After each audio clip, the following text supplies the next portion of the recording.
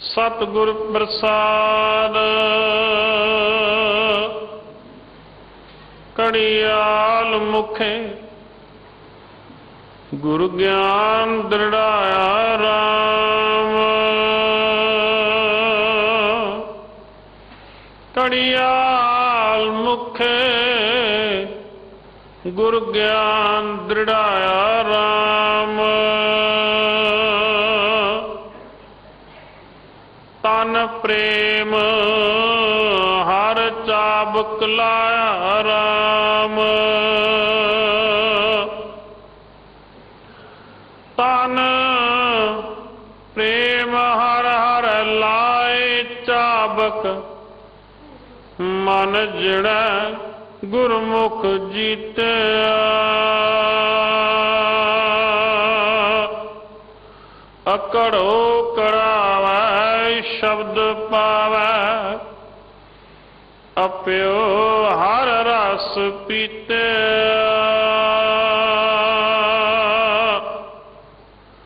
सुन सरवण बाणी गुरु वखाणी। हर रंग तुरी चढ़ाया। महामार्ग पंथ बिखड़ा जन नानक पार लंघाया। सुन सरवण बाणी गुरु वखाणी। हर रंग तुरी चढ़ाया। महामार्ग पंथ बिखड़ा जन नानक पार लंघाया।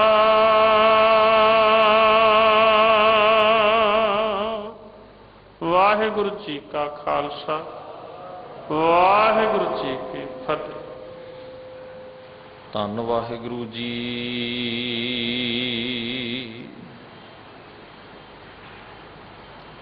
गुर दाता गुर हिवै घर।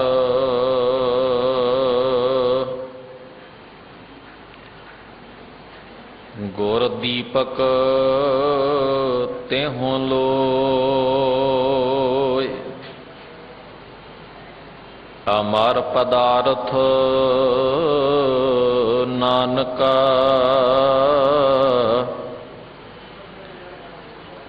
मन मान्य सुख होय।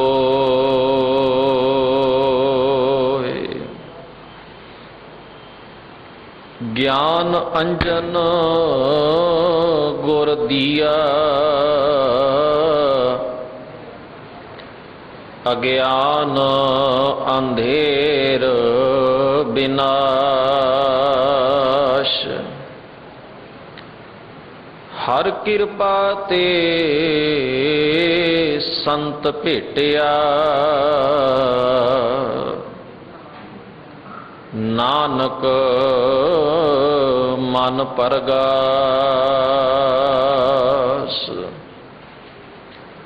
फिरत फिरत प्रभ आया। परया तो शरनाय। नानक की प्रभ बेनती। अपनी भगति लाय। नानक की प्रभ बेनती। अपनी भगति लाय। वाहिगुरु जी का खालसा वाहिगुरु जी की फतेह। परम सत्कार योग दीन दुनी दे मालक शब्द गुरु धन धन गुरु ग्रंथ साहब सच्चे पातशाह दातार सतगुरां दे सजे होए इस महान पावन दरबार दियां हाज़रियां भर रहे गुरुद्वारा श्री बंगला साहिब तो ਧੰਨ ਧੰਨ ਗੁਰੂ ਗ੍ਰੰਥ ਸਾਹਿਬ ਮਹਾਰਾਜ ਜੀ ਦੀ ਅੰਮ੍ਰਿਤਮਈ ਪਾਵਨ ਬਾਣੀ ਦੇ ਪਾਠ ਕੀਰਤਨ ਗੁਰਮਤਿ ਵਿਚਾਰ ਰਾਹੀਂ ਸਤਿਗੁਰੂ ਜੀ ਦੇ ਉਪਦੇਸ਼ ਨਾਲ ਸਾਂਝ ਪਾ ਰਹੇ ਗੁਰੂ ਪਿਆਰੇ ਗੁਰੂ ਸਵਾਰੇ ਸਤ ਸੰਗੀ ਜਨੋ, ਪਰਮੇਸ਼ਰ ਨੇ ਅਪਾਰ ਬਖਸ਼ਿਸ਼ ਕਿਰਪਾ ਕੀਤੀ ਹੈ।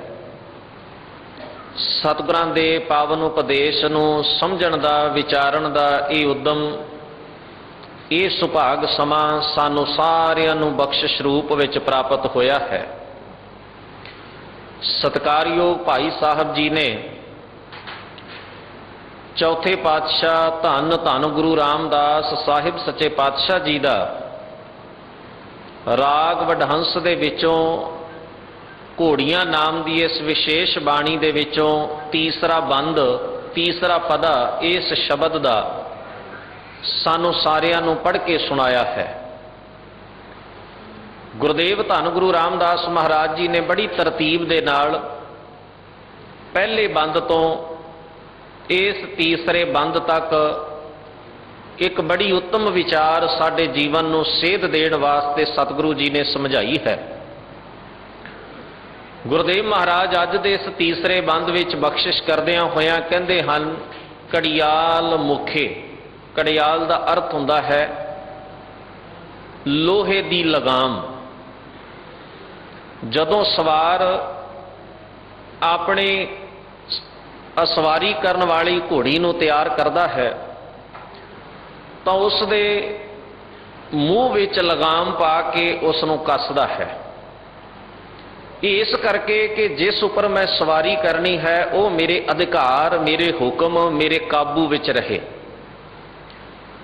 ਅਗਰ ਸਵਾਰ ਆਪਣੀ ਸਵਾਰੀ ਦੇ ਉੱਤੇ ਲਗਾਮ ਨਹੀਂ ਕੱਸੇਗਾ, ਉਸ ਉੱਤੇ ਆਪਣਾ ਅਧਿਕਾਰ ਨਹੀਂ ਰੱਖੇਗਾ, ਉਸ ਨੂੰ ਆਪਣੀ ਤਰਤੀਬ ਮੁਤਾਬਕ ਨਹੀਂ ਚਲਾਏਗਾ ਤਾਂ ਉਹ ਮਿੱਥੇ ਹੋਏ ਨਿਸ਼ਾਨੇ ਉੱਤੇ ਪਹੁੰਚ ਨਹੀਂ ਸਕੇਗਾ। ਗੁਰਦੇਵ ਗੁਰੂ ਰਾਮਦਾਸ ਮਹਾਰਾਜ ਜੀ ਨੇ ਬੜੀ ਉੱਤਮ ਉਦਾਹਰਣ ਦੇ ਕੇ ਸਾਨੂੰ ਆਪਣੇ ਜੀਵਨ ਪ੍ਰਤੀ ਸੁਚੇਤ ਕੀਤਾ ਹੈ। ਸਤਿਗੁਰੂ ਫਰਮਾਉਂਦੇ ਹਨ, ਇਸੇ ਤਰ੍ਹਾਂ ਜੇਕਰ ਗੁਰੂ ਦੇ ਗਿਆਨ ਦਾ, ਗੁਰੂ ਦੇ ਉਪਦੇਸ਼ ਦਾ ਕੁੰਡਾ ਇਸ ਮਨੁੱਖ ਦੇ ਜੀਵਨ ਉੱਪਰ ਨਹੀਂ ਹੋਵੇਗਾ ਤਾਂ ਇਹ ਮਨੁੱਖ ਦਾ ਜੀਵਨ ਬੇਤਰਤੀਬਾ ਹੋਵੇਗਾ, ਬੇਢੰਗਾ ਹੋਵੇਗਾ, ਹੁਕਮ ਤੋਂ ਬਾਹਰ ਹੋਵੇਗਾ। ਪਾਤਸ਼ਾਹ ਜੀ ਨੇ ਬੜੀ ਕੀਮਤੀ ਵਿਚਾਰ ਬਾਣੀ ਵਿੱਚ ਸਮਝਾਉਂਦਿਆਂ ਫਰਮਾਇਆ, ਕਹਿਣ ਲੱਗੇ ਗੁਰੂ ਦੇ ਨਾਲ ਉਸੇ ਹੀ ਮਨੁੱਖ ਦਾ ਸੰਬੰਧ ਹੈ ਜਿਹੜਾ ਗੁਰੂ ਦੀ ਆਗਿਆ, ਗੁਰੂ ਦੀ ਰਜ਼ਾ, ਗੁਰੂ ਦੇ ਭਾਣੇ, ਗੁਰੂ ਦੇ ਉਪਦੇਸ਼ ਦੇ ਮੁਤਾਬਕ ਆਪਣਾ ਜੀਵਨ ਜਿਉਂਦਾ ਹੈ। ਸਤਿਗੁਰਾਂ ਦੇ ਬਚਨ ਹਨ, ਸੋ ਸਿੱਖ ਸਖਾ ਬੰਧਪ ਹੈ ਭਾਈ, ਜੇ ਗੁਰ ਕੇ ਭਾਣੇ ਵਿੱਚ ਆਵੈ। ਜਿਹੜਾ ਗੁਰੂ ਦੇ ਭਾਣੇ, ਗੁਰੂ ਦੇ ਕਹੇ ਮੁਤਾਬਕ, ਗੁਰੂ ਦੇ ਦੱਸੇ ਹੋਏ ਮਾਰਗ ਉਤੇ ਆਪਣਾ ਜੀਵਨ ਚਲਾਉਂਦਾ ਹੈ, ਉਸ ਮੁਤਾਬਕ ਚੱਲਦਾ ਹੈ, ਉਹ ਗੁਰੂ ਦਾ ਨਜ਼ਦੀਕੀ ਹੈ। ਉਹਨੂੰ ਕੁਝ ਵੀ ਕਹਿ ਲਵੋ, ਉਹੀ ਸਿੱਖ ਹੈ, ਉਹੀ ਗੁਰੂ ਦਾ ਪਿਆਰਾ ਹੈ, ਉਹੀ ਗੁਰੂ ਦਾ ਰਿਸ਼ਤੇਦਾਰ ਹੈ। ਭਾਵ ਗੁਰੂ ਨਾਲ ਨੇੜਤਾ, ਗੁਰੂ ਨਾਲ ਸੰਬੰਧ ਤੇ ਗੁਰੂ ਨਾਲ ਰਿਲੇਸ਼ਨ ਉਸੇ ਦਾ ਹੀ ਹੈ ਜੋ ਗੁਰ ਕੇ ਭਾਣੇ ਵਿੱਚ ਆਵੇ। ਪਰ ਸਤਿਗੁਰੂ ਜੀ ਨੂੰ ਪੁੱਛੀਏ, ਮਹਾਰਾਜ ਜੇ ਅਸੀਂ ਬਾਹਰੋਂ ਤੁਹਾਡੇ ਨਾਲ ਸੰਬੰਧ ਹੋਣ ਦਾ ਦਾਅਵਾ ਕਰ ਦਈਏ ਕਿ ਸਤਿਗੁਰੂ ਸਾਡਾ ਹੈ ਤੇ ਅਸੀਂ ਗੁਰੂ ਦੇ ਹਾਂ ਤੇ ਸਾਡਾ ਸੰਬੰਧ ਬੜਾ ਪੱਕਾ ਹੈ, ਪਰ ਮਹਾਰਾਜ ਜੇ ਅਸੀਂ ਆਪ ਜੀ ਦੀ ਹੁਕਮ ਤੇ ਭਾਣੇ ਵਾਲੀ ਸ਼ਰਤ ਨੂੰ ਨਾ ਮੰਨੀਏ ਤਾਂ ਫੇਰ ਬਾਕੀ ਅਸੀਂ ਸੰਬੰਧ ਰੱਖੀਏ ਤੁਹਾਡੇ ਨਾਲ ਗੱਲੀ ਬਾਤੀ। ਜਿਵੇਂ ਮਹਾਰਾਜ ਗੁਰੂ ਅਰਜਨ ਸਾਹਿਬ ਨੇ ਫਰਮਾਇਆ, ਮਨ ਨਹੀਂ ਪ੍ਰੀਤ ਮੁਖੋਂ ਗੰਢ ਲਾਵਤ।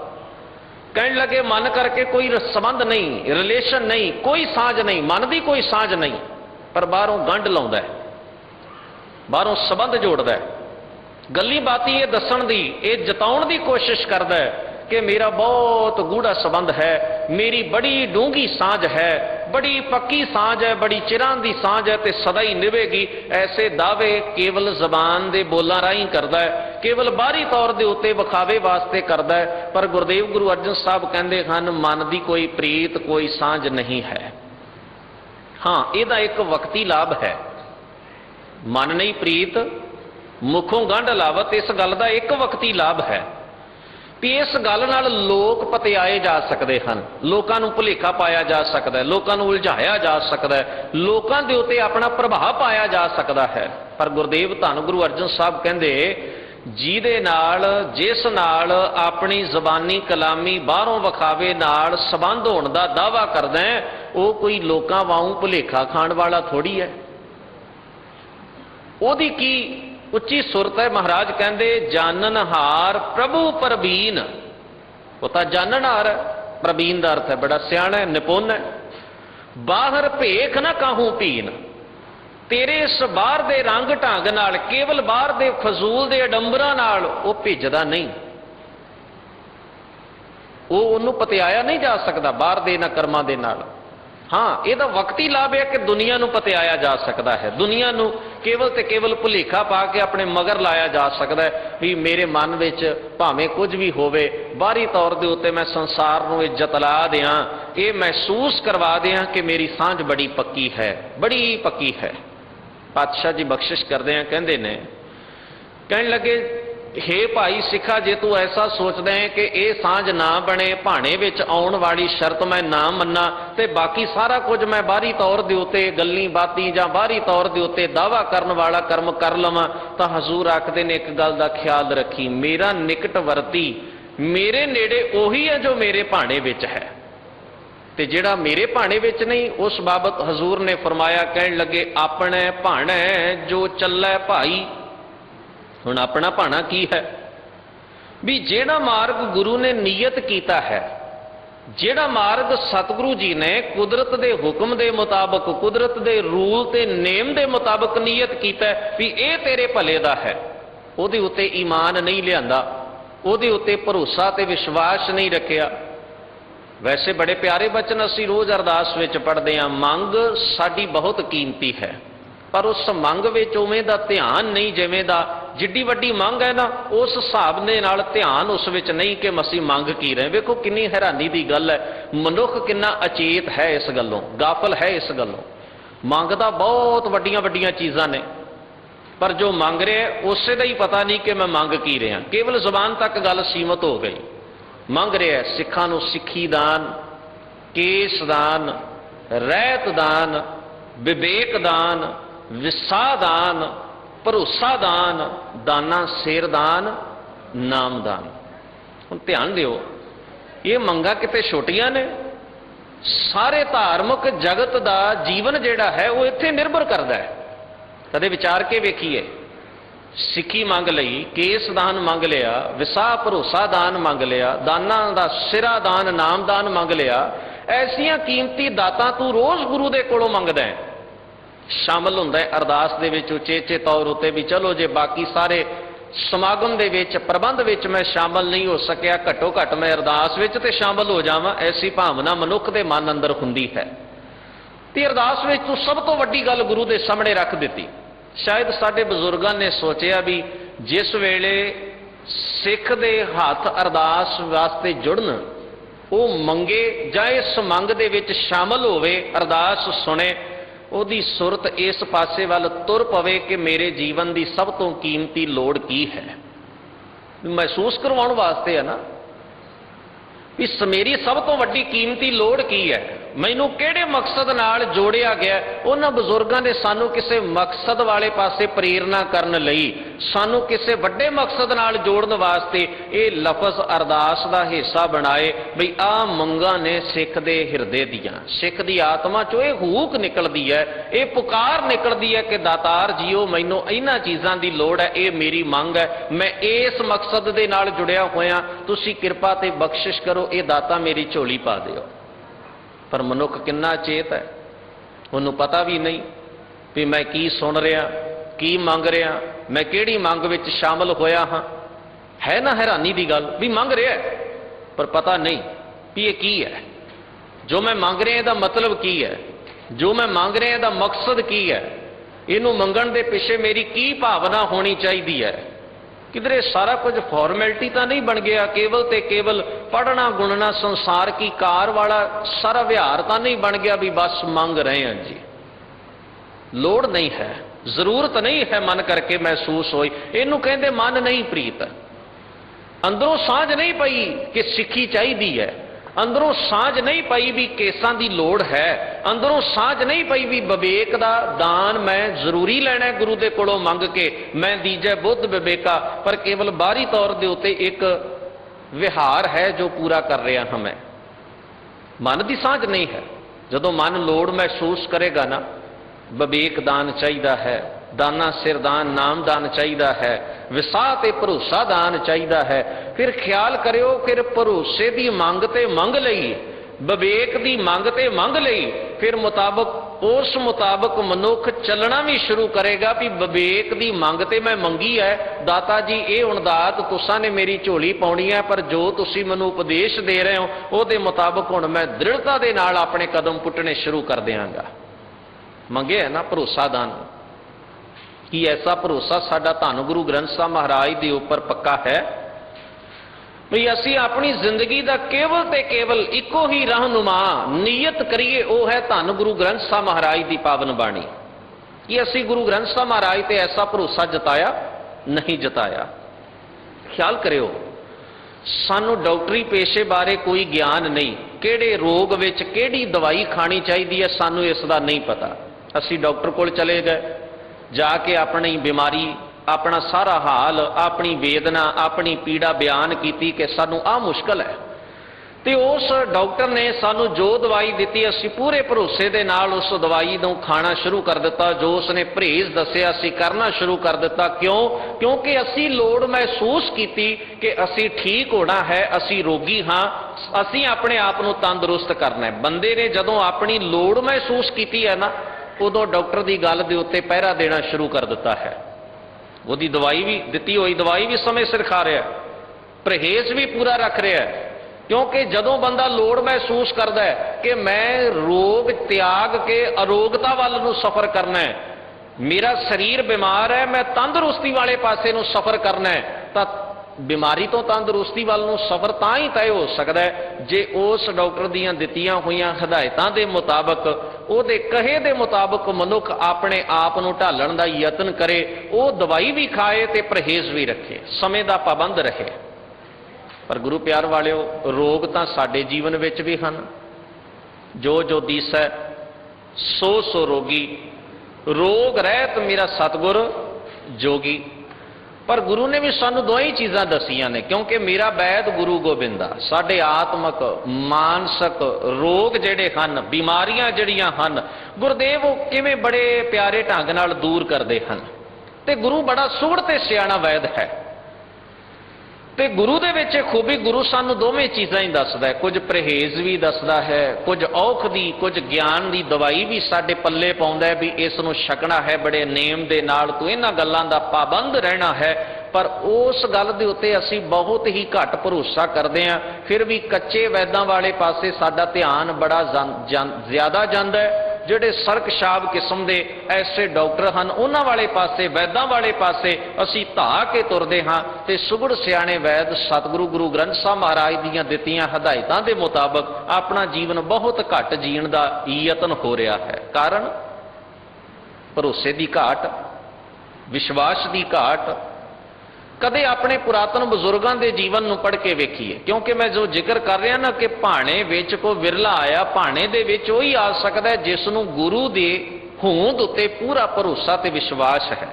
ਤੇ ਸਿੱਖੀ ਦਾ ਮਾਰਗ ਇਸ ਗੱਲ ਦੀ ਮੰਗ ਕਰਦਾ ਹੈ ਭਈ ਜਿੰਨਾ ਚਿਰ ਤੇਰਾ ਗੁਰੂ ਦੇ ਉੱਤੇ ਭਰੋਸਾ ਅਟਲ ਨਹੀਂ ਹੈ, ਵਿਸ਼ਵਾਸ ਅਟੁੱਟਵਾਂ ਨਹੀਂ ਹੈ, ਉਹਨਾਂ ਚਿਰ ਤੂੰ ਇਸ ਮਾਰਗ ਦਾ ਪਾਂਧੀ ਨਹੀਂ ਬਣ ਸਕਦਾ, ਤੇ ਇੱਕ ਵੀ ਪੈਰ ਤੁਰਨਾ ਬੜਾ ਕਠਿਨ ਹੈ ਤੇਰਾ ਇਸ ਰਾਹ ਦੇ ਉੱਤੇ। ਕਿਉਂਕਿ ਇੱਥੇ ਪਹਿਲੀ ਸ਼ਰਤ ਹੈ, ਸਿਰ ਦੀਜੈ ਕਾਣ ਨਾ ਕੀਜੈ। ਪਹਿਲੀ ਸ਼ਰਤ ਹੈ ਨਾ ਕਾਣ ਨਹੀਂ, ਸ਼ੱਕ ਨਹੀਂ, ਸ਼ੰਕਾ ਨਹੀਂ, ਆਪਣੇ ਗੁਰੂ ਦੇ ਉੱਤੇ ਸਾਰਾ ਦਰੋਮਦਾਰ ਰੱਖਣਾ ਹੈ। ਔਰ ਗੁਰੂ ਅਮਰਦਾਸ ਮਹਾਰਾਜ ਨੇ ਤਾਂ ਬੜੀ ਕੀਮਤੀ ਗੱਲ ਸਮਝਾਈ, ਕਹਿਣ ਲੱਗੇ ਤਨ ਮਨ ਧਨ ਸਭ ਸੌਂਪ ਗੁਰ ਕੋ। ਕਹਿਣ ਲੱਗੇ ਸੌਂਪਣਾ ਹੈ, ਕਿਉਂਕਿ ਜਦੋਂ ਤੂੰ ਮਨ ਸੌਂਪ ਦਿੱਤਾ ਫਿਰ ਤੇਰੀ ਨਹੀਂ, ਗੁਰੂ ਦੀ ਇਜਾਜ਼ਤ ਤੇ ਗੁਰੂ ਦਾ ਹੁਕਮ ਤੇ ਗੁਰੂ ਦੀ ਮਰਜ਼ੀ ਚੱਲਣੀ ਹੈ। ਤੇ ਜੇ ਤੂੰ ਅਜੇ ਇਹ ਸੋਚਦਾ ਵੀ ਧਨ ਵੀ ਮਹਾਰਾਜ ਤੁਹਾਨੂੰ ਸੌਂਪ ਦਿੱਤਾ, ਤਨ ਕਰਕੇ ਵੀ ਥੋੜਾ ਜਿਹਾ ਮੈਂ ਨੇੜੇ ਨੇੜੇ ਹੋ ਜਾਣਾ ਤੇ ਕੁਝ ਕੰਮ ਗਿਣਤੀ ਮਿਣਤੀ ਦੇ ਕਰ ਲੈਣਾ ਜੋ ਬਾਹਰੀ ਤੌਰ ਤੇ ਕਰਨ ਵਾਲੇ ਹਨ, ਪਰ ਜਿੱਥੋਂ ਤੱਕ ਮਨ ਦਾ ਸੰਬੰਧ ਹੈ ਉਹ ਤਾਂ ਮੇਰਾ ਹੀ ਰਹੇਗਾ। ਦਾਤਾ ਜੀ ਤਨ ਦਾ ਸੰਬੰਧ ਜਿਹੜਾ ਹੈ ਨਾ ਉਹ ਵੀ ਕੁਝ ਹੱਦ ਤੱਕ ਮੈਂ ਨਿਭਾ ਸਕਦਾ, ਜਿੱਥੋਂ ਤੱਕ ਧਨ ਦਾ ਸੰਬੰਧ ਹੈ ਉਹਦੇ ਨਾਲ ਮੈਂ ਬੇਸ਼ੁਮਾਰ ਸੇਵਾ ਕਰ ਸਕਦਾ, ਐਸੀ ਕੋਈ ਮੁਸ਼ਕਲ ਨਹੀਂ। ਜਦੋਂ ਵੀ ਮੇਰੇ ਕੋਲ ਮਾਇਆ ਵਾਧੂ ਹੋਏਗੀ, ਜਿੰਨੀ ਕਹੋ ਮੈਂ ਤੁਹਾਡੀ ਸੇਵਾ ਦੇ ਵਿੱਚ ਧਰਮ ਅਰਥ ਖਰਚ ਕਰ ਦਿਆਂਗਾ। ਪਰ ਦਾਤਾ ਜੀਓ, ਜਦੋਂ ਤੁਸੀਂ ਮਨ ਦੀ ਗੱਲ ਆਖੋ ਤਾਂ ਇਹ ਬੜਾ ਕਠਿਨ ਹੈ, ਕਿਉਂਕਿ ਮਨ ਦੇ ਉੱਤੇ ਮੇਰਾ ਕੰਟਰੋਲ ਹੈ, ਮੈਂ ਮਨ ਦਾ ਗੁਲਾਮ ਹਾਂ। ਮੈਂ ਮਨ ਤੁਹਾਨੂੰ ਕਿਵੇਂ ਦੇ ਸਕਦਾ? ਔਰ ਖਿਆਲ ਕਰਿਓ, ਧਰਮ ਦੇ ਜੀਵਨ ਦਾ, ਗੁਰਸਿੱਖੀ ਦੇ ਮਾਰਗ ਦਾ ਸਾਰਾ ਦਰੋ ਮਦਾਰ ਇਸ ਮਨ ਦੀ ਅਵਸਥਾ ਤੇ ਹੀ ਖੜਾ ਹੈ। ਤਾਈਓ ਗੁਰਦੇਵ ਨੇ ਪਾਵਨ ਬਾਣੀ ਦੇ ਵਿੱਚ ਆਖਿਆ ਨਾ, ਮਨ ਵੇਚੈ ਸਤਿਗੁਰ ਕੈ ਪਾਸ, ਤਿਸ ਸੇਵਕ ਕੇ ਕਾਰਜ ਰਾਸ। ਉਹੀ ਸਹੀ ਅਰਥਾਂ ਵਿੱਚ ਸੇਵਕ ਬਣ ਸਕਦਾ ਹੈ ਤੇ ਆਪਣੀ ਜ਼ਿੰਦਗੀ ਦੇ ਕਾਰਜ ਨੂੰ ਸਫਲਤਾ ਨਾਲ ਪੂਰਾ ਕਰ ਸਕਦਾ ਹੈ, ਜਿਸ ਨੇ ਆਪਣਾ ਮਨ ਗੁਰੂ ਨੂੰ ਭੇਟ ਕਰ ਦਿੱਤਾ ਹੈ, ਵੇਚ ਦਿੱਤਾ ਹੈ, ਗੁਰੂ ਨੂੰ ਦੇ ਦਿੱਤਾ ਹੈ ਵੀ ਇਹ ਵੀ ਤੁਹਾਡਾ ਹੈ। ਫਿਰ ਆਪਣੇ ਆਪ ਉੱਤੇ ਕੋਈ ਆਪਣਾ ਹੱਕ ਨਹੀਂ ਨਾ ਰਹਿ ਗਿਆ, ਆਪਣੀ ਇੱਛਾ, ਆਪਣਾ ਭਾਣਾ ਨਹੀਂ ਚੱਲੇਗਾ, ਫਿਰ ਤਾਂ ਗੁਰੂ ਦਾ ਭਾਣਾ ਚੱਲੇਗਾ। ਜਦੋਂ ਮਨ ਨਾਲ ਸੰਬੰਧ ਗੁਰੂ ਦੇ ਨਾਲ ਜੁੜ ਗਿਆ, ਜਦੋਂ ਮਨ ਗੁਰੂ ਦਾ ਹੋ ਗਿਆ ਤਾਂ ਸਮਝੋ ਸੰਬੰਧ ਪੱਕਾ ਹੈ, ਰਿਲੇਸ਼ਨ ਪੱਕਾ ਹੈ, ਸਾਂਝ ਪੱਕੀ ਹੈ। ਹੁਣ ਗੁਰਦੇਵ ਜੀ ਕਹਿਣ ਲੱਗੇ, ਕਹਿੰਦੇ ਆਪਣੇ ਭਾਣਾ, ਭਾਣੇ ਦਾ ਅਰਥ ਹੈ ਆਪਣਾ ਵੱਖਰਾ ਰਾਹ ਬਣਾਇਆ ਹੈ, ਗੁਰੂ ਦੀ ਮੱਤ ਦਾ ਖਿਆਲ ਨਹੀਂ ਕੀਤਾ, ਧਿਆਨ ਨਹੀਂ ਕੀਤਾ, ਭਰੋਸਾ ਨਹੀਂ ਕੀਤਾ, ਆਪਣਾ ਭਾਣਾ, ਆਪਣੀ ਮਰਜ਼ੀ, ਆਪਣੀ ਇੱਛਾ, ਆਪਣੇ ਅਸੂਲ, ਆਪਣੇ ਹੀ ਦਾਇਰੇ ਵਿੱਚ ਵਿਚਰਦਾ, ਗੁਰੂ ਦੇ ਕਾਜ ਨਾਲ ਨਹੀਂ ਜੁੜਿਆ, ਆਪਣੇ ਨਿੱਜ ਦੇ ਕਾਜ ਨਾਲ ਜੁੜਿਆ ਹੋਇਆ ਹੈ, ਗੁਰੂ ਦੀ ਮੱਤ ਨਾਲ ਨਹੀਂ ਜੁੜਿਆ, ਆਪਣੀ ਮੱਤ ਨੂੰ ਅੱਗੇ ਰੱਖ ਕੇ ਜਿਉਂਦਾ ਹੈ। ਤਾਈਓ ਤਾਂ ਅੱਜ ਸਾਡੇ ਵਿੱਚ ਇਹ ਖਰਾਬੀ ਪੈਦਾ ਹੋ ਗਈ ਹੈ ਕਿ ਅਸੀਂ ਗੁਰੂ ਕੋਲੋਂ ਮੱਤ ਲੈਣ ਦੀ ਬਜਾਏ ਨਾ ਗੁਰੂ ਦੇ ਦਰ ਤੇ ਆ ਕੇ ਵੀ ਆਪਣੀ ਮੱਤ ਦੀ ਹੀ ਗੱਲ ਕਰਦੇ ਹਾਂ। ਐਸੀ ਖਰਾਬੀ ਹੈ ਸਾਡੇ ਅੰਦਰ। ਅਗਰ ਸਾਡੇ ਅੰਦਰ ਕੋਈ ਘਾਟ ਹੈ ਤਾਂ ਅਸੀਂ ਚਾਹੁੰਦੇ ਉਸ ਘਾਟ ਦੇ ਉੱਤੇ ਪ੍ਰਵਾਨਗੀ ਦੀ ਮੋਹਰ ਲੱਗ ਜਾਏ, ਪਰ ਸਾਨੂੰ ਬਦਲਣਾ ਨਾ ਪਵੇ, ਤਬਦੀਲ ਨਾ ਹੋਣਾ ਪਵੇ। ਇਹ ਬੜਾ ਔਖਾ ਕੰਮ ਹੈ, ਕਿਉਂਕਿ ਗੁਰੂ ਦਾ ਸੁਭਾਅ, ਧੰਨ ਗੁਰੂ ਰਾਮਦਾਸ ਜੀ ਕਹਿੰਦੇ, ਹਮ ਅੰਧੁਲੇ ਅੰਧ ਵਿਖੈ ਬਿਖ ਰਾਤੇ। ਅਸੀਂ ਤਾਂ ਅਗਿਆਨੀ ਹਾਂ, ਆਤਮਿਕ ਤੌਰ ਤੇ ਹਨੇਰੇ 'ਚ ਭਟਕਣ ਵਾਲੇ ਲੋਕ ਹਾਂ, ਸਾਨੂੰ ਆਤਮਿਕ ਜੀਵਨ ਦੀ ਕੋਈ ਸੋਝੀ ਨਹੀਂ, ਸਾਨੂੰ ਕਿਸੇ ਰਾਹ ਰਸਤੇ ਦਾ ਕੋਈ ਗਿਆਨ ਨਹੀਂ, ਅਸੀਂ ਤਾਂ ਟੱਕਰਾਂ ਖਾਣ ਵਾਲੇ ਹਾਂ। ਤੇ ਸਾਡਾ ਇਹ ਐਬ ਹੈ ਕਿ ਅਸੀਂ ਵਿਖੈ ਬਿਖ ਰਾਤੇ ਜ਼ਹਿਰ ਨਾਲ ਜੁੜ ਕੇ ਆਪਣਾ ਜੀਵਨ ਤਬਾਹ ਕਰ ਲੈਣ ਵਾਲੇ ਲੋਕ ਹਾਂ। ਇੰਨੀ ਕੀ ਸਾਨੂੰ ਅਕਲ ਮੱਤ ਹੈ, ਸਾਨੂੰ ਇਹ ਵੀ ਨਹੀਂ ਪਤਾ ਵੀ ਜ਼ਹਿਰ ਜਿਹੜਾ ਉਹ ਸਾਨੂੰ ਮੌਤ ਦਿੰਦਾ ਹੈ, ਫਿਰ ਵੀ ਅਸੀਂ ਜ਼ਹਿਰ ਨਾਲ ਜੁੜੇ ਹੋਏ ਹਾਂ। ਇਸ ਨੁਕਸਾਨ ਦੇ ਬਾਵਜੂਦ ਵੀ ਸਾਡਾ ਜ਼ਹਿਰ ਨਾਲ ਪਿਆਰ ਹੈ, ਅੰਮ੍ਰਿਤ ਨਾਲ ਸੰਬੰਧ ਕੋਈ ਨਹੀਂ, ਕਿਉਂਕਿ ਸਾਨੂੰ ਸੋਝੀ ਨਹੀਂ, ਸਾਨੂੰ ਪਤਾ ਨਹੀਂ। ਮਹਾਰਾਜ ਕਹਿੰਦੇ, ਹਮ ਅੰਧਲੇ ਅੰਧ ਵਿਖੈ ਬਿਖ ਰਾਤੇ, ਕਿਉਂ ਚੱਲੈ ਗੁਰ ਚਾਲੀ। ਇੱਥੇ ਆ ਕੇ ਇੱਕ ਫਰਕ ਪੈ ਗਿਆ ਕਿ ਗੁਰੂ ਦਾ ਮਾਰਗ ਹੈ ਅੰਮ੍ਰਿਤ ਦਾ ਮਾਰਗ, ਸਤਿਗੁਰ ਵਿੱਚ ਅੰਮ੍ਰਿਤ ਹੈ, ਹਰ ਉਤਮ ਹਰ ਪਦ ਸੋਏ। ਤੇ ਮੇਰਾ ਮਾਰਗ ਹੈ ਜ਼ਹਿਰ ਦਾ ਮਾਰਗ, ਮੈਂ ਜ਼ਹਿਰ ਪੀਣ ਵਾਲੇ ਰਾਹ ਤੇ ਤੁਰਦਾ, ਗੁਰੂ ਅੰਮ੍ਰਿਤ ਦਾ ਮਾਰਗ ਦੱਸਦਾ। ਇਸ ਜਗ੍ਹਾ ਤੇ ਆ ਕੇ ਫਰਕ ਪੈ ਗਿਆ। ਗੁਰੂ ਰਾਮਦਾਸ ਪਾਤਸ਼ਾਹ ਜੀ ਬਖਸ਼ਿਸ਼ ਕਰਦੇ ਆ, ਕਹਿੰਦੇ ਕਿਉਂ ਚੱਲੈ ਗੁਰ ਚਾਲੀ। ਫਿਰ ਕਿਵੇਂ ਚੱਲੀਏ, ਕਿਵੇਂ ਚੱਲੀਏ? ਤੇ ਜੇ ਇਸ ਜਗ੍ਹਾ ਤੇ ਆ ਕੇ ਮੇਰੇ ਵਰਗਾ ਸ਼ਖਸ ਜਿਹਨੂੰ ਜ਼ਹਿਰ ਪੀਣ ਦੀ ਆਦਤ ਹੈ ਤੇ ਹਨੇਰੇ 'ਚ ਟੱਕਰਾਂ ਖਾਂਦਾ ਹੈ, ਉਹ ਗੁਰੂ ਨੂੰ ਮੱਤ ਦੇਣੀ ਸ਼ੁਰੂ ਕਰ ਦੇਵੇ ਕਿ ਸੱਚੇ ਪਾਤਸ਼ਾਹ ਜੀ ਤੁਸੀਂ ਜ਼ਹਿਰ ਪੀਣ ਦੀ ਇਸ ਆਦਤ ਉੱਤੇ ਆਪਣੀ ਪ੍ਰਵਾਨਗੀ ਦੀ ਮੋਹਰ ਨਹੀਂ ਲਾ ਦਿਓਗੇ, ਤਾਂ ਕਿੱਡੀ ਉਲਟੀ ਗੱਲ ਹੈ। ਬਦਲਣਾ ਤੇ ਮੈਂ ਹੈ ਕਿ ਮੈਂ ਅੰਮ੍ਰਿਤ ਦਾ ਅਭਿਲਾਖੀ ਬਣਾ, ਮੈਂ ਅੰਮ੍ਰਿਤ ਪੀਣ ਦੇ ਰਾਹ ਦੇ ਉੱਤੇ ਤੁਰਾਂ, ਪਰ ਗੱਲ ਉਲਟੀ ਹੋ ਰਹੀ ਹੈ। ਚਾਹੀਦਾ ਤੇ ਹੈ ਵੀ ਜਿਹੜਾ ਬਿਮਾਰ ਹੈ, ਜਿਹੜਾ ਰੋਗੀ ਹੈ, ਉਹ ਡਾਕਟਰ ਦੀਆਂ ਹਦਾਇਤਾਂ ਦੇ ਮੁਤਾਬਕ, ਸਿਆਣੇ ਵੈਦ ਦੀ ਹਦਾਇਤ ਦੇ ਮੁਤਾਬਕ ਚੱਲੇ, ਪਰ ਉਲਟਾ ਬਿਮਾਰ ਜਿਹੜਾ ਡਾਕਟਰ ਨੂੰ ਹਦਾਇਤਾਂ ਦੇ ਰਿਹਾ ਹੈ, ਉਲਟਾ ਉਹ ਉਸ ਨੂੰ ਸਮਝਾ ਰਿਹਾ ਹੈ। ਜ਼ਹਿਰ ਪੀਣ ਦੀ ਆਦਤ ਵਾਲੇ ਮਨੁੱਖ ਨੂੰ ਚਾਹੀਦਾ ਹੈ, ਅਗਿਆਨਤਾ 'ਚ ਭਟਕਣ ਵਾਲੇ ਮਨੁੱਖ ਨੂੰ ਚਾਹੀਦਾ ਹੈ ਕਿ ਉਹ ਗੁਰੂ ਦੇ ਅੰਮ੍ਰਿਤ ਦੀ ਸਾਰ ਨੂੰ ਸਮਝਣ ਦੀ ਕੋਸ਼ਿਸ਼ ਕਰੇ ਤੇ ਗੁਰੂ ਦੀ ਹਦਾਇਤ ਮੁਤਾਬਕ ਜੀਵੇ, ਤਾਂ ਕਿ ਇਹ ਮੰਦੀਆਂ ਆਦਤਾਂ, ਇਹ ਮਨ ਮਾਤੇ ਕਰਮ ਕਾਂਡ ਛੁੱਟ ਜਾਣ। ਪਰ ਉਲਟੀ ਗੱਲ ਹੈ, ਇੱਥੇ ਅਸੀਂ ਗੁਰੂ ਨੂੰ ਦੱਸਦੇ ਹਾਂ ਕਿ ਤੁਸੀਂ ਸਾਡੀ ਆਦਤ ਨੂੰ ਨਾ ਬਦਲੋ, ਨਾ ਅਸੀਂ ਬਦਲਣਾ ਚਾਹੁੰਦੇ, ਬਸ ਸਾਡੀ ਗੱਲ ਦੇ ਉੱਤੇ ਆਪਣੀ ਬਾਣੀ ਦੀ ਮੋਹਰ ਲਾ ਦਿਓ ਕਿ ਜ਼ਹਿਰ ਪੀਣਾ ਸਹੀ ਹੈ, ਇਸ ਵਿੱਚ ਕੋਈ ਮਾੜੀ ਗੱਲ ਨਹੀਂ। ਔਰ ਗੁਰੂ ਪਿਆਰ ਵਾਲਿਓ, ਮੁਆਫ ਕਰਨਾ, ਧਰਮ ਦੇ ਅਸੂਲ ਟੁੱਟ ਨਹੀਂ ਸਕਦੇ, ਬਦਲ ਨਹੀਂ ਸਕਦੇ, ਇਹ ਸਮੇਂ ਤੇ ਸੀਮਾ ਦੇ ਮੁਤਾਜ ਨਹੀਂ ਹੁੰਦੇ। ਸੱਚ ਪੁਰਾਣਾ ਹੋਵੇ ਨਹੀਂ, ਇਹ ਕਦੇ ਪੁਰਾਣਾ ਨਹੀਂ ਹੁੰਦਾ। ਇਹ ਸਦੀਵ ਕਾਲ ਨਵੇਂ ਸਾਹਿਬ ਮੇਰਾ ਨੀਤ ਨਵਾਂ ਸਦਾ ਸਦਾ ਦਾਤਾ। ਪਰ ਹਾਂ ਇੱਕ ਗੱਲ ਹੈ, ਜਦੋਂ ਸਾਡੇ ਅੰਦਰ ਐਸੀ ਬਿਰਤੀ ਆ ਗਈ ਨਾ ਕਿ ਸਾਡੀ ਕਮੀ ਦੇ ਉੱਤੇ ਮੋਹਰ ਲਾ ਦਿਓ ਵੀ ਅਸੀਂ ਸਹੀ ਆ ਤੇ ਅਸੀਂ ਬਦਲਣਾ ਨਹੀਂ, ਉਸ ਵੇਲੇ ਧਰਮ ਦੇ ਚੋਲੇ ਹੇਠ, ਧਰਮ ਦੇ ਲੇਬਲ ਦੇ ਹੇਠ ਬੜੇ ਐਸੇ ਲੋਕ ਪੈਦਾ ਹੋ ਗਏ ਜਿਨ੍ਹਾਂ ਨੂੰ ਸਾਡੀ ਕਮਜ਼ੋਰੀ ਦਾ ਪਤਾ ਸੀ, ਜਿਨ੍ਹਾਂ ਨੂੰ ਪਤਾ ਸੀ ਵੀ ਆਪਣੀ ਕਮੀ ਦੇ ਉੱਤੇ ਧਰਮ ਦੀ ਮੋਹਰ ਲਵਾਉਣਾ ਚਾਹੁੰਦੇ ਨੇ, ਤਾਂ ਉਹਨਾਂ ਨੇ ਸਾਨੂੰ ਧੜਾ ਧੜ ਇਹ ਰਸੀਦਾਂ ਦੇਣੀਆਂ ਸ਼ੁਰੂ ਕਰ ਦਿੱਤੀਆਂ ਵੀ ਜੇ ਤੁਸੀਂ ਸ਼ਰਾਬ ਪੀਂਦੇ ਹੋ ਕੋਈ ਗੱਲ ਨਹੀਂ, ਪ੍ਰਵਾਨ ਹੈ, ਤੁਹਾਨੂੰ ਨਾਮ ਦੇ ਦਿਆਂਗੇ। ਵੱਡੀ ਗੱਲ ਤਾਂ ਇਹੀ ਹੈ ਨਾ, ਨਾਮ ਦੇ ਦਿਆਂਗੇ ਕੋਈ ਗੱਲ ਨਹੀਂ, ਕੰਨ 'ਚ ਆਪਾਂ 4 ਲਫ਼ਜ਼ ਕਹਿਣੇ ਨੇ, ਤੁਸੀਂ ਆਪਣੇ ਰਾਹ ਤੁਰਦੇ ਜਾਓ ਪਰ ਸਾਡਾ ਨਿੱਕਾ ਜਿਹਾ ਅਸੂਲ ਪਾਲਦੇ ਜਾਓ, ਤੁਹਾਡਾ ਜੀਵਨ ਸਫਲ ਹੈ। ਤੁਸੀਂ ਬੇਈਮਾਨੀ ਕਰਦੇ ਹੋ, ਚੋਰੀ ਕਰਦੇ ਹੋ, ਤੁਹਾਡੇ ਅੰਦਰ ਆਤਮਕ ਉੱਚਤਾ ਕੋਈ ਹੈ ਕਿ ਨਹੀਂ ਹੈ, ਤੁਸੀਂ ਆਪਣੇ ਜੀਵਨ ਨੂੰ ਤਬਦੀਲ ਕਰਨਾ ਹੈ ਕਿ ਨਹੀਂ ਕਰਨਾ, ਇਹਨਾਂ ਗੱਲਾਂ ਨੂੰ ਤੁਸੀਂ ਛੱਡ ਦਿਓ, ਇਹਨਾਂ ਦਾ ਕੋਈ ਮਤਲਬ ਨਹੀਂ ਰਹਿ ਗਿਆ। ਬਸ ਆ ਜਿਹੜੇ ਸਾਡੇ 4 ਅਸੂਲ ਨੇ ਇਹਨਾਂ ਨੂੰ ਤੁਸੀਂ ਮੰਨ ਲਓ ਤੇ ਤੁਸੀਂ ਇੱਕ ਚੰਗੇ ਧਰਮੀ ਬਣ ਜਾਂਦੇ ਹੋ। ਕੈਸਾ ਅਜੀਬ ਵਰਤਾਰਾ ਹੈ ਧਰਮ ਦੇ ਨਾਮ ਦੇ ਉੱਤੇ ਜੋ ਚੱਲ ਰਿਹਾ ਸਮਾਜ ਦੇ ਅੰਦਰ, ਦੁਨੀਆ ਦੇ ਅੰਦਰ। ਗੁਰਦੇਵ ਸਤਿਗੁਰੂ ਜੀ ਬਖਸ਼ਿਸ਼ ਕਰਦਿਆਂ ਕਹਿੰਦੇ, ਸਤਿਗੁਰ ਦਇਆ ਕਰੇ ਸੁਖ ਦਾਤਾ, ਹਮ ਲਾਵੈ ਆਪਨ ਪਾਲੀ। ਸਾਡਾ ਤੇ ਸੁਭਾਅ ਹੈ ਹੀ ਮਾੜਾ, ਇਹ ਤਾਂ ਗੁਰੂ ਦੀ ਦਇਆ ਹੈ ਕਿ ਉਹ ਫਿਰ ਵੀ ਸਾਨੂੰ ਬਖਸ਼ਦਾ, ਸੰਭਾਲਦਾ। ਇਹੋ ਜਿਹੀ ਹਾਲਤ ਵਿੱਚ ਜਿੱਥੇ ਅਸੀਂ ਕਈ ਵਾਰ ਗੁਰੂ ਦੇ ਵਿਰੋਧ ਵਿੱਚ ਖੜੇ ਹੁੰਨੇ ਆ ਕਿ ਨਹੀਂ ਅਸੀਂ ਗਲਤ ਨਹੀਂ ਆ, ਗੁਰੂ ਆਖਦਾ ਕੋਈ ਗੱਲ ਨਹੀਂ, ਬੜੇ ਪਿਆਰ ਨਾਲ ਪੜੋਸਦਾ, ਪਿਆਰਦਾ, ਸਤਿਕਾਰਦਾ, ਕੜਾਵੇ ਚ ਲੈਂਦਾ, ਕਿਉਂਕਿ ਗੁਰੂ ਨੂੰ ਪਤਾ ਹੈ ਨਾ ਇਹਦੀ ਬੁੱਧੀ ਅਜੇ ਬੜੀ ਛੋਟੀ ਹੈ, ਇਹਨੂੰ ਗਿਆਨ ਕੋਈ ਨਹੀਂ, ਇਹ ਆਪਣੀ ਗੱਲ ਨੂੰ ਸਹੀ ਮੰਨਦਾ, ਜੋ ਇਹਦੇ ਅੰਦਰ ਭਰਮ, ਜੋ ਇਹਦੇ ਅੰਦਰ ਗੰਢ ਵੱਜੀ ਹੋਈ ਹੈ ਭੁਲੇਖੇ ਦੀ, ਇਹ ਉਹਦੇ ਮੁਤਾਬਕ ਚੱਲਦਾ। ਗੁਰੂ ਦੇ ਅੰਦਰ ਦਇਆ, ਕਿਉਂਕਿ ਗੁਰੂ ਬਦਲਦਾ ਹੈ ਨਾ ਜਿਸ ਨੂੰ ਦਇਆ ਨਾਲ ਬਦਲਦਾ ਹੈ। ਸਤਿਗੁਰ ਦਇਆ ਕਰੇ ਸੁਖ ਦਾਤਾ, ਹਮ ਲਾਵੈ ਆਪਨ ਪਾਲੀ। ਤੇ ਪ੍ਰੇਰਨਾ ਕੀਤੀ ਹੈ, ਕਹਿਣ ਲੱਗੇ ਗੁਰ ਸਿੱਖ ਮੀਤ ਚਲੋ, ਗੁਰ ਚਾਲੀ ਜੋ ਗੁਰ ਕਹੈ ਸੋਈ ਭਲ ਮਾਨੋ। ਉਹਨੂੰ ਭਲਾ ਕਰਕੇ ਵੀ ਇਹ ਭਲੇ ਦੀ ਗੱਲ ਹੈ, ਬਸ ਇਹਦੇ ਉੱਤੇ ਨਾ ਸ਼ੰਕਾ ਹੋਏਗੀ, ਨਾ ਉਜਰ ਹੋਏਗਾ, ਨਾ ਕਿਸੇ ਕਿਸਮ ਦਾ ਮਨ ਅੰਦਰ ਭਰਮ ਹੋਏਗਾ, ਬਸ ਇਹ ਭਲੇ ਦੀ ਗੱਲ ਹੈ ਤੇ ਇਹਨੂੰ ਹੀ ਫੋਲੋ ਕਰਨਾ ਹੈ, ਮੰਨਣਾ ਹੈ, ਪ੍ਰਵਾਨ ਕਰਨਾ ਹੈ, ਇਹਦੇ ਮੁਤਾਬਕ ਚੱਲਣਾ ਹੈ। ਗੁਰਦੇਵ ਕਹਿੰਦੇ ਜਿਸ ਵੇਲੇ ਮਨੁੱਖ ਦਾ ਸੁਭਾਅ, ਮਨੁੱਖ ਦੀ ਬੁੱਧ, ਮਨੁੱਖ ਦੀ ਸੁਰਤ, ਮਨੁੱਖ ਦਾ ਜੀਵਨ ਗੁਰੂ ਦੇ ਕਾਜ ਨੂੰ ਸਮਰਪਿਤ ਹੋ ਜਾਂਦਾ ਹੈ, ਗੁਰੂ ਦੀ ਵਿਚਾਰ ਨੂੰ ਇਨ ਬਿਨ ਸਹੀ ਰੂਪ ਵਿੱਚ ਪ੍ਰਵਾਨ ਕਰ ਲੈਂਦਾ ਹੈ, ਉਸ ਵੇਲੇ ਫਿਰ ਉਹ ਆਪਣੇ ਭਾਣੇ ਦੀ, ਆਪਣੀ ਮਰਜ਼ੀ ਦੀ, ਆਪਣੇ ਨਿੱਜ ਦੀ ਗੱਲ ਜਿਹੜੀ ਉਹ ਦੂਜੇ ਪਾਸੇ ਰੱਖ ਦਿੰਦਾ, ਛੱਡ ਦਿੰਦਾ। ਤੇ ਹਜ਼ੂਰ ਨੇ ਆਖਿਆ ਪਰ ਜਿਹੜਾ ਇਸ ਗੱਲ ਨੂੰ ਪ੍ਰਵਾਨ ਨਹੀਂ ਕਰਦਾ, ਆਪਣੇ ਭਾਣੇ ਜੋ ਚੱਲੇ ਭਾਈ, ਇਹ ਭਾਈ ਜੋ ਆਪਣੀ ਨਿੱਜ ਦੀ ਖਾਤਰ ਹੀ ਚੱਲਦਾ, ਜੋ ਗੁਰੂ ਦੇ ਕਾਜ ਨਾਲ ਨਹੀਂ ਆਪਣੇ ਨਿੱਜ ਦੇ ਕਾਜ ਨਾਲ ਜੁੜਿਆ ਹੋਇਆ, ਵਿਛੜ ਚੋਟਾਂ ਖਾਵੇ। ਉਹ ਵਿਛੜਦਾ ਹੈ ਕਿਹੜੀ ਚੀਜ਼ ਨਾਲੋਂ? ਗੁਰੂ ਦੇ ਬਖਸ਼ੇ ਮਨੋਰਥ ਤੋਂ ਥਿੜਕ ਜਾਂਦਾ ਹੈ। ਗੁਰੂ ਨੇ ਜਿਹੜਾ ਉਦੇਸ਼ ਦਿੱਤਾ ਹੈ ਨਾ ਉਸ ਨਾਲੋਂ ਥਿੜਕ ਜਾਂਦਾ ਹੈ।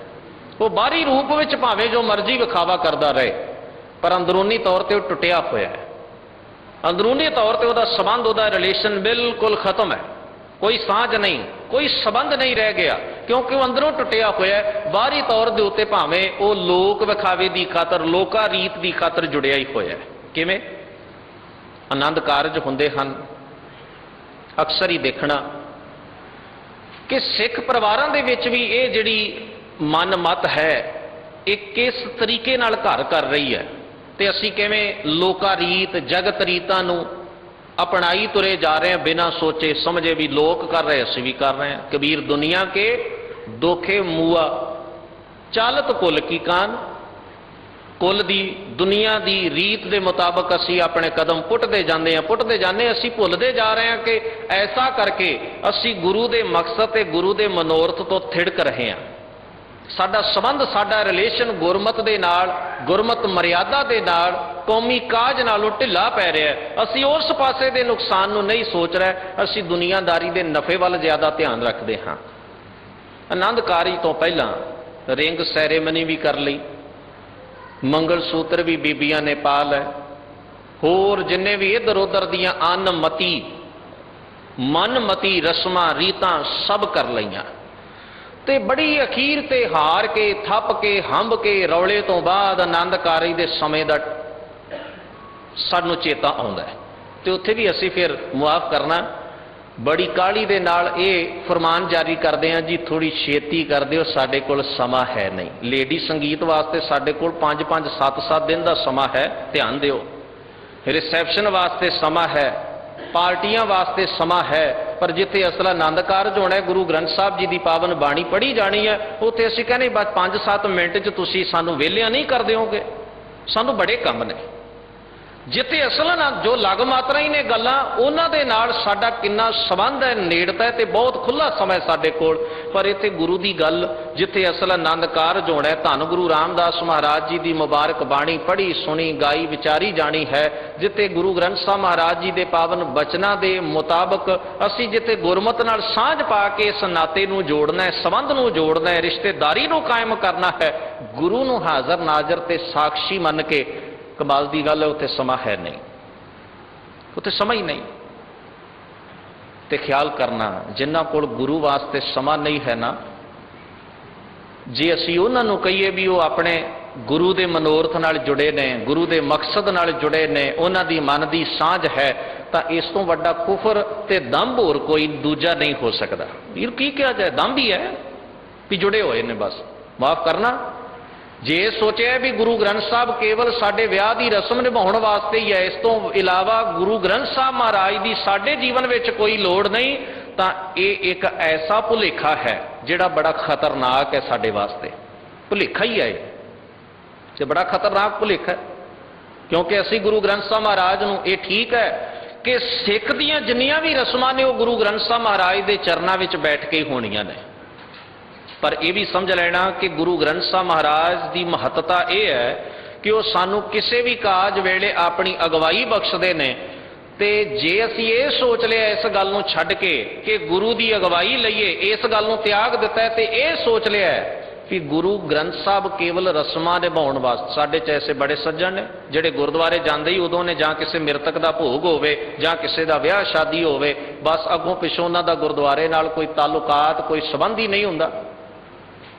ਸਮਾਜ ਵਿੱਚ ਬੜੇ ਐਸੇ ਨੇ ਨਾਮਧਾਰੀ ਸਿੱਖ ਜਿਹੜੇ ਗੁਰੂ ਗ੍ਰੰਥ ਸਾਹਿਬ ਨੂੰ ਕੇਵਲ ਉਦੋਂ ਵੇਖਦੇ ਨੇ ਜਦੋਂ ਕਿਸੇ ਨੇ ਸੱਦਿਆ ਬੁਲਾਇਆ ਵੀ ਸਾਡੇ ਘਰ ਦੇ ਵਿੱਚ ਅਸੀਂ ਸ਼ੁਕਰਾਨੇ ਦਾ ਪਾਠ, ਕੀਰਤਨ ਦਾ ਸਮਾਗਮ ਰੱਖਿਆ, ਗੁਰੂ ਗ੍ਰੰਥ ਸਾਹਿਬ ਜੀ ਨੂੰ ਲਿਆਂਦਾ ਹੈ, ਉੱਥੇ ਸਤਸੰਗ ਹੋਣਾ, ਤੁਸੀਂ ਆਇਓ।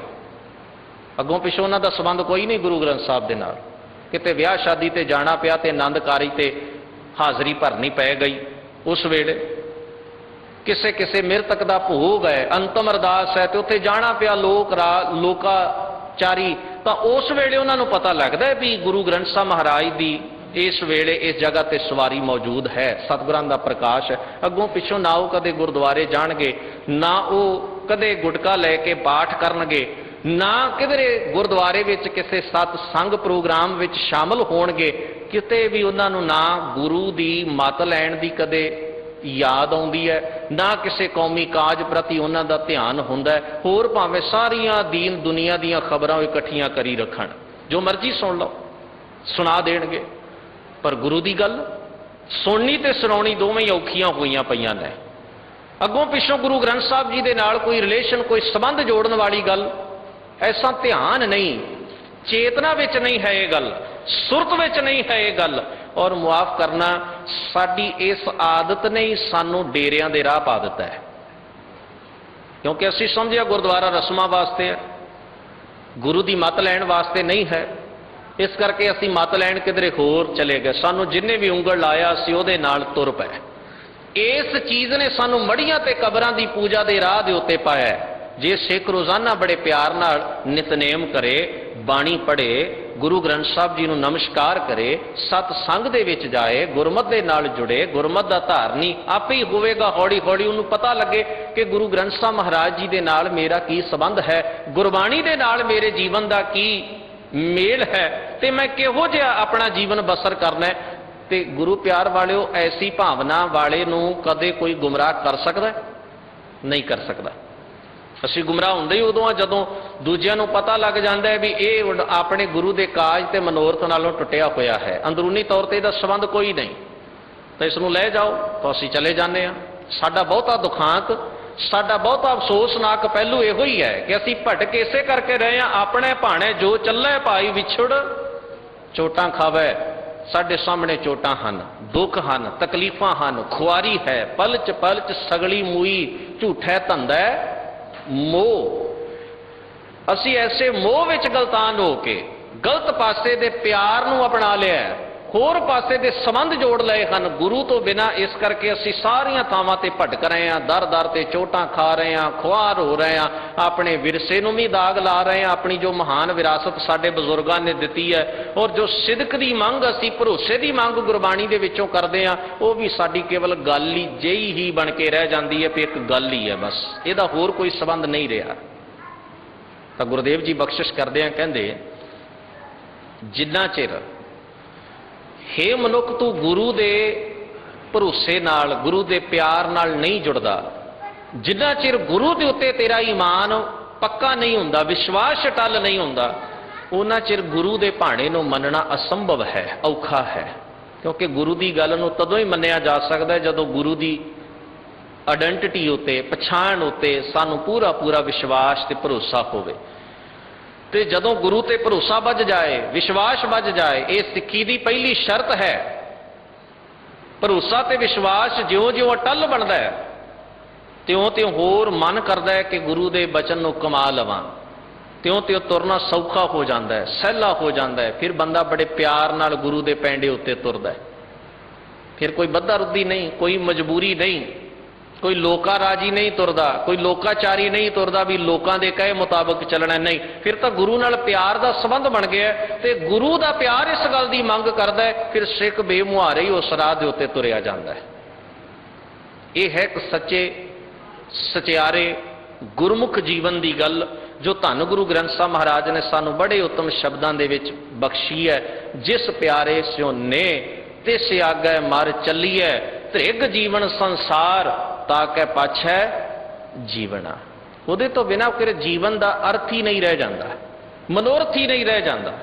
ਫਿਰ ਗੁਰੂ ਦਾ ਕਾਰਜ ਆਪਣਾ ਕਾਰਜ ਹੈ, ਗੁਰੂ ਦਾ ਮਾਰਗ ਹੀ ਮੇਰੇ ਜੀਵਨ ਦਾ ਮਨੋਰਥ ਹੈ, ਤੇ ਗੁਰੂ ਦੀ ਦੱਸੀ ਮੰਜ਼ਲ ਹੀ ਇੱਕੋ ਇੱਕ ਉਦੇਸ਼ ਹੈ ਮੇਰੇ ਜੀਵਨ ਦਾ ਕਿ ਉਸ ਨੂੰ ਪ੍ਰਾਪਤ ਕਰਾਂ।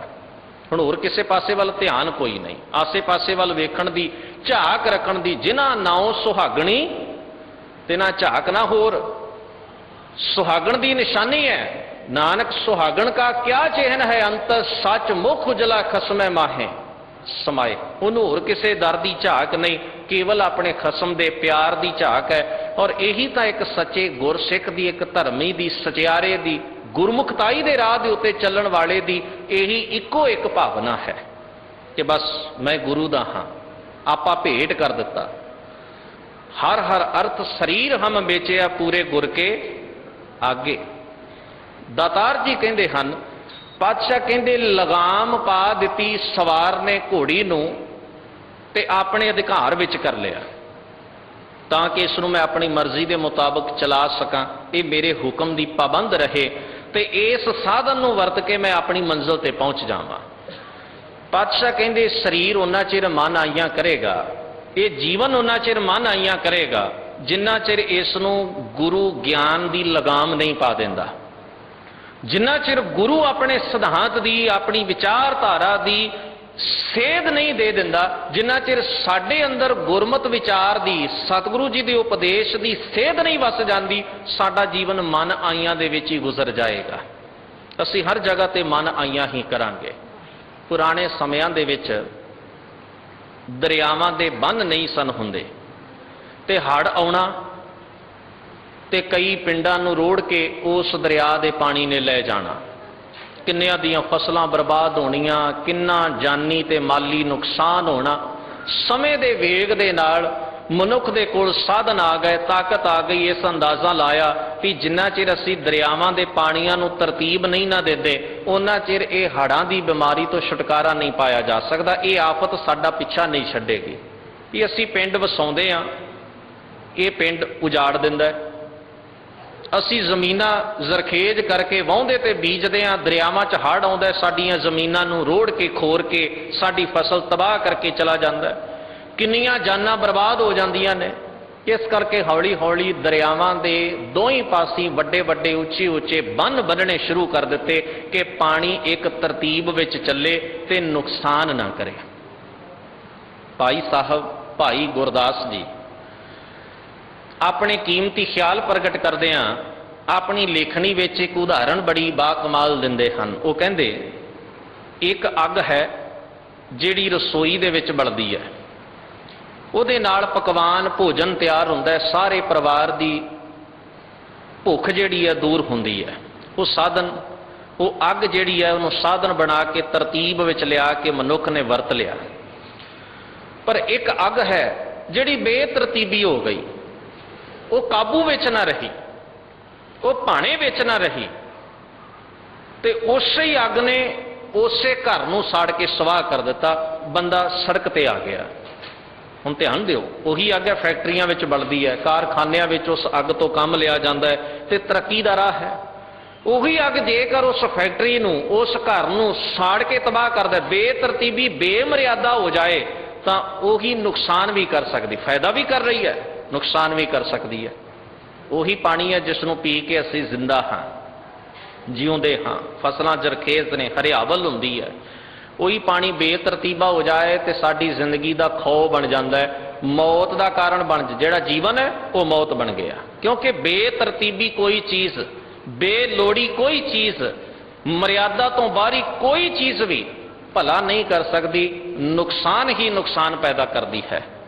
इस तरह धन गुरु ग्रंथ साहब महाराज जी की पावन बाणी नूं पढ़ीए, दाता जी कहते हैं, हे मनुख मैं तेनों हुक्म की गल समझा रहा। तो हुक्म की गल करदियां दाता जी ने बाणी दे अंदर साडे निजी जीवन बारे भी गल्लां कीतियां ने, साडे परिवार दे जीवन बारे भी गल्लां कीतियां ने, साडे समाजक हालातां दे भी चर्चा कीती है। क्योंकि गुरु का उद्देश है सानू किसी काज नाल जोड़ना, क्योंकि असी परिवार वाले भी हाँ, निजी जीवन भी हंडा रहे हैं, समाज विच रह रहे हैं, साडा संबंध धर्म नाल भी है, राजनीति नाल भी है। इस करके गुरु ने सारियां गल्लां गुरबाणी दे विच बड़ियां खोल के स्पष्ट करके समझाइयां हन भी जदों कोई भी चीज़ मर्यादा तो बाहर हो जाती है उस वेले वो नुकसान का कारण बन जाती है।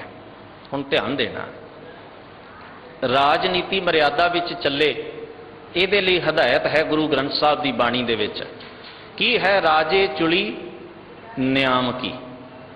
तो एक होर गल है, बेमर्यादा हो जाती है ना जिस वेले राजसी ताकत, राजसी पॉलिसी मर्यादा तो बाहरी हो जाती है, तो दरियावां दे जिवें बन ना होण ते ओह पिंडां नूं रोड़दी है ना, तो जिस वेले राजनीतिक ताकत मर्यादा की उलंघना करती है उदों वड्डे वड्डे धर्म अस्थानां नूं भी मिट्टी दे विच मिलाउण दा कोझा यतन कर दिंदी है।